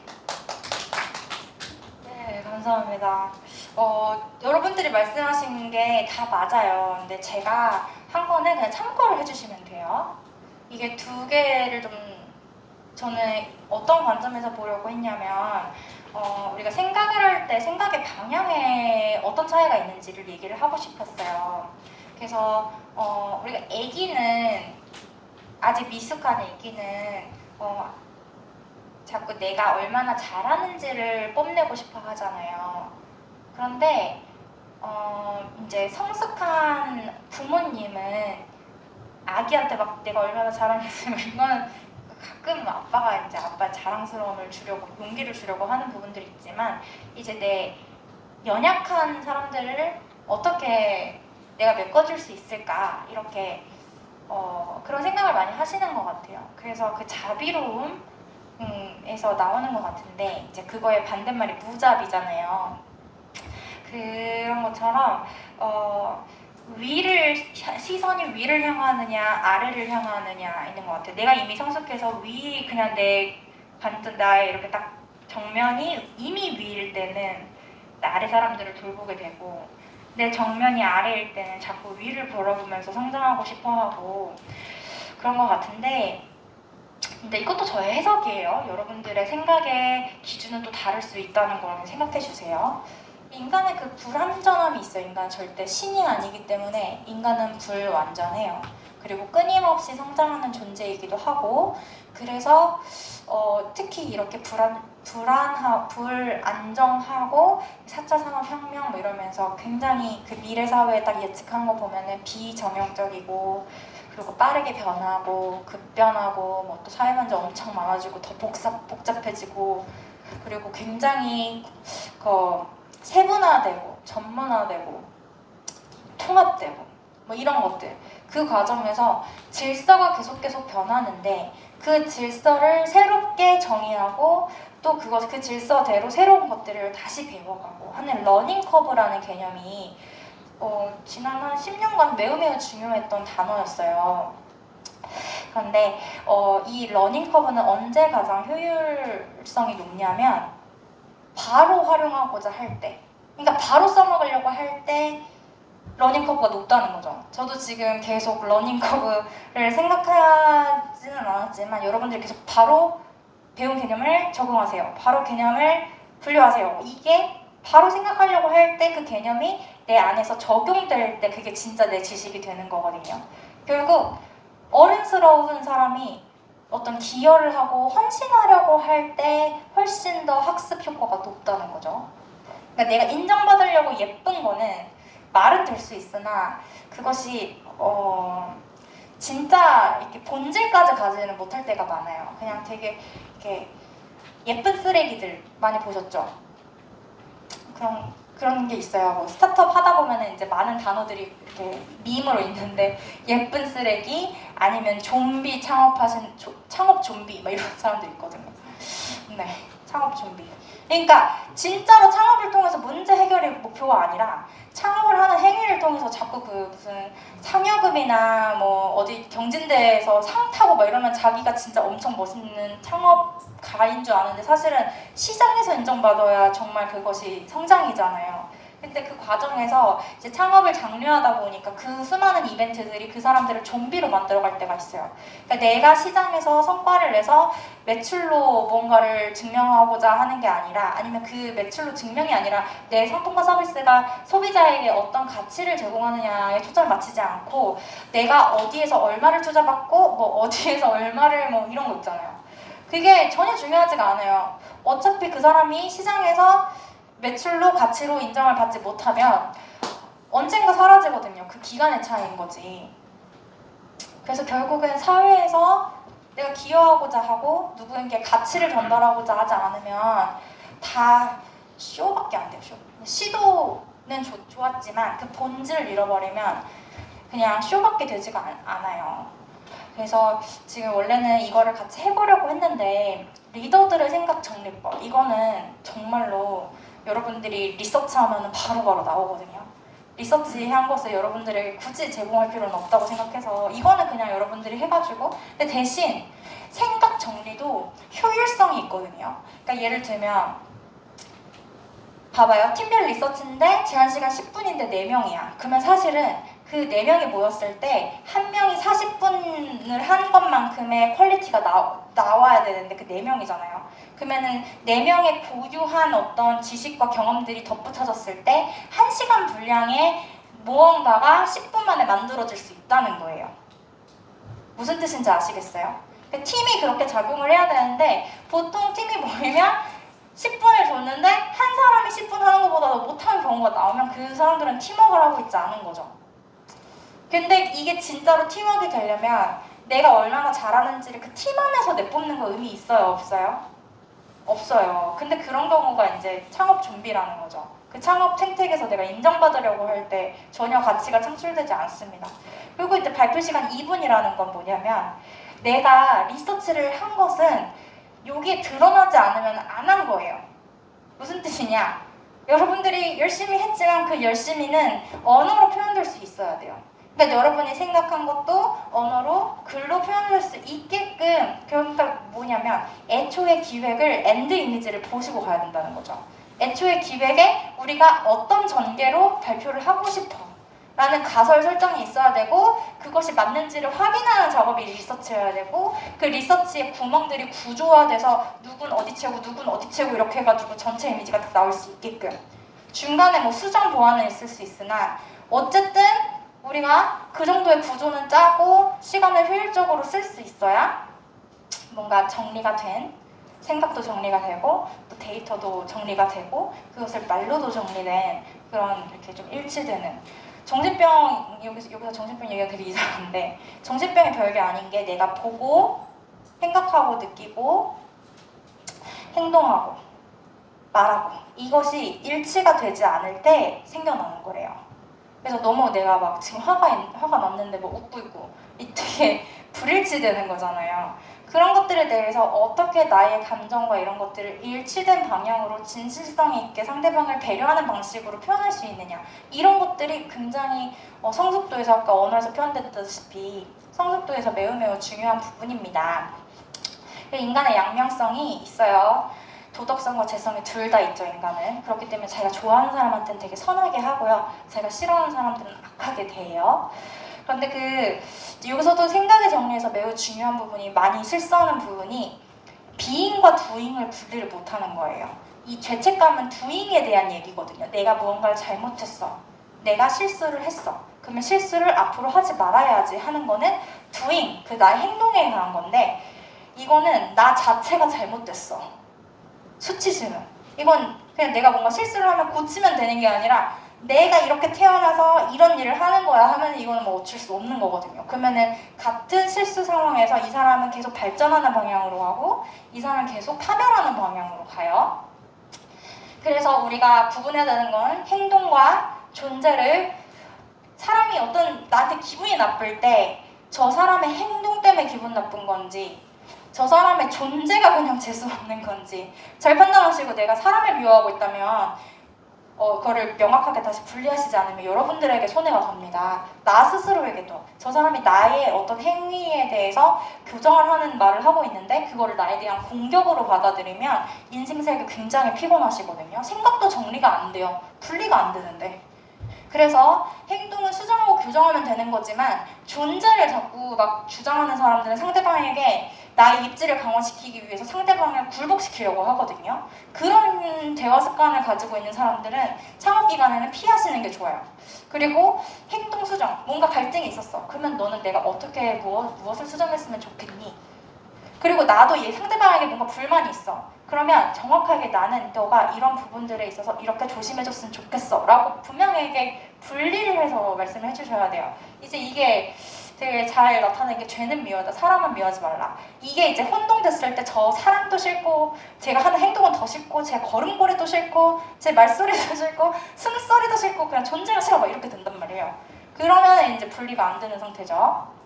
그래서 여러분들이 이미 존귀한 사람이고 타인의 언행이 나의 존재를 정의하지 않는데, 그런 사람이 자꾸 나에게 불복과 입지를 막 강할 때 그것에 휘말리지 마시고요. 그냥 여러분은 존귀한 존재니까 귀한 존재답게 소통을 하시면 됩니다. 그리고 여러분들이 하는 일이 아니라 존재로서 이미 여러분이 존귀한 사람이라는 거를 창업 기간에 되게 까먹기가 쉬워요. 왜냐면 예를 들어보세요. 내가 뭐 회계사 사무소에 있을 때는 이만큼의 돈을 벌고 어떤 대접을 받고, 근데 창업사무실에 테이블 하나 놓고 여기 하나 놓고 이러고 있으면 사람들이 막 그렇게 대우 안 해주잖아요. 근데 그 과정에서 사람들의 대우가 나와 일치가 돼버리면 너무너무 힘들거든요. 생각 정리가 안 됩니다. 그래서 같이 읽어볼게요. 시작! 한 인간의 가치는 그가 무엇을 받을 수 있는가가 아니라 무엇을 줄 수 있는가로 판단된다. 그래서 리빌드까지, 그래서 생각 정리의 필수적인 요소, 이거는 이제 정말 너무 중요한 부분인데 또 어디서는 발견할 수 있어서 그냥 뒤에 엑스트라로 넣었어요. 여러분들의 공간, 특히 여러분들의 방이 지금 여러분들의 마음과 머리의 그 상태라고 합니다. 심리 상태라고 하죠. 그래서 여러분들의 공간에 대한 통제를 갖고 있는 것이 매우 중요해요. 이게 통제. 내 방도 내가 통제할 수 없는 상태일 때 되게 사람이 불안을 느끼거든요. 이 불안은 내가 통제할 수 있는 영역이 많아질수록, 그리고 그것이 내가 언제든 갖다 쓸 수 있고 찾아 쓸 수 있고 누군가 침해받지 않는다는 그 안정감이 있을수록 불안감이 많이 줄어들어요. 여러분들이 계속 불확실성이 있는 상황에서 도전을 할 때는 특히나 나의 공간, 내가 통제할 수 있는 부분에 대해서 정확하게 통제를 하는 것이 매우 도움이 되고요. 두 번째는 여러분들의 시간입니다. 계획적으로 쓰시는 게 되게 중요하고 규칙적으로 쓰는 게 중요하고, 여기서 중요한 거랑 급한 거는 다르다는 거 아시죠? 중요한데 급하지 않은 게 매우 제일 중요한 거고요. 그리고 중요하고 급한 거는 당연히 하고 계실 거예요. 근데 급한데 중요하지 않은 것은 차단하실 수 있어야 돼요. 예를 들어서 우리 약속이 없었는데 갑자기 8시 반에 친구가 야식 먹자고 전화 왔어. 이건 급한 거죠? 근데 중요해요, 안 중요해요? 안 중요해요. 여러분들이 몰입할 때는 차단할 수 있어야 돼요. 그리고 세 번째가 관계입니다. 그 시간을 쓰는 관계. 결국 다 이어져 있기는 한데요. 여러분들의 가능성을 믿지 않는 사람과는 도전 기간에는 만나지 마시고요. 그리고 이제 연구할 때는 만나세요. 연구할 때. 연구 가치로서 저 사람들은 이런 것들에 어떻게 반응하나. 그런데 내가 정말 마음을 나눌 때의 관계로서는 부정적인 사람은 굳이 만나실 필요가 없습니다. 왜냐면 닮아가요. 사람이 익숙한 것에 닮아가요. 여러분들이 그 사람들에 더 노출이 될수록 닮아가기 때문에 이 관계에서 여러분들이 생각 정리를 할 때 중요한 거는 내가 닮고 싶은 사람, 내가 배우고 싶은 사람들의 메시지, 그런 것들이 책에 많죠. 책 아니면 진짜 그런 사람들 만날 수 있으면 더 좋고요. 그런 것들에 여러분이 좀 신중하셨으면 좋겠습니다. 자, 그리고 또 헷갈리는 것이 상식적인 거랑 어른스러움은 다르거든요. 상대가 미숙한데 상식을 얘기하면 굉장히 어려워질 때가 있어요. 그럴 땐 그냥 어른스럽게 대하세요. 자, 그리고 원하는 것과 자유는 매우 다릅니다. 대부분 이걸 되게 동일시 하거든요. 원하는 거는 내 맘대로 원할 때마다 그냥 아무 때나 내 맘대로 무질서하게 그냥 막 하는 게 원하는 거예요. 사람이 죄성과 도덕성이 같이 있기 때문에 내가 원하는 것이라 할지라도 나에게 파괴적인 것들이 있거든요. 예를 들면 중독되는 거, 담배, 뭐 포르노, 게임. 근데 그 중독되면 뇌가 구조가 진짜 바뀌어요. 이렇게 찍어보면, 사진을 찍어보면, 그러면 나중에는 어쩔 수 없어라고 하지만 그 어쩔 수 없을 할 때까지 자신이 간 거예요. 자유는 뭐냐면 내가 거기 그 선택에 대해서 책임을 지겠다는 거거든요. 그리고 그 책임을 지는다는 거는 내가 타인의 영역을 책임질 수는 없잖아요. 그러니까 나의 영역에 있어서 내가 권한을 행사하는 만큼 책임이 같이 간다는 거예요. 그래서 자유와 책임은 같이 가야 되고 내가 책임질 수 있는 만큼만 권한이 부여되는 거예요. 신입사원한테 CEO가 하는 결정을 맡길 수 없단 말이에요. 왜냐면 얘는 퇴사해도 회사가 그 문제를 얘가 퇴사한다고 해결되지 않거든요. 그 책임을 질 수 있는 사람이 아니기 때문에 그 사람은 그냥 자신의 시간만을 책임질 수 있는 사람이잖아요. 그러니까 반드시 하이 리스크, 하이 리턴 이게 다 자유에서 온 개념이거든요. 이익을 배분할 수 있는 사람, 받고자 하는 사람은 그만큼의 위험도 감수한다는 얘기고 여러분들이 지금 하고 있는 이 창업이라는 게 이익을 얻기 위해서도 그 리스크를 감수하는 거잖아요. 그 과정을 요거를 헷갈리시지 않으셨으면 좋겠고요. 이것도 원래는 액티비티였는데 이 둘의 차이는 뭘까요? 네?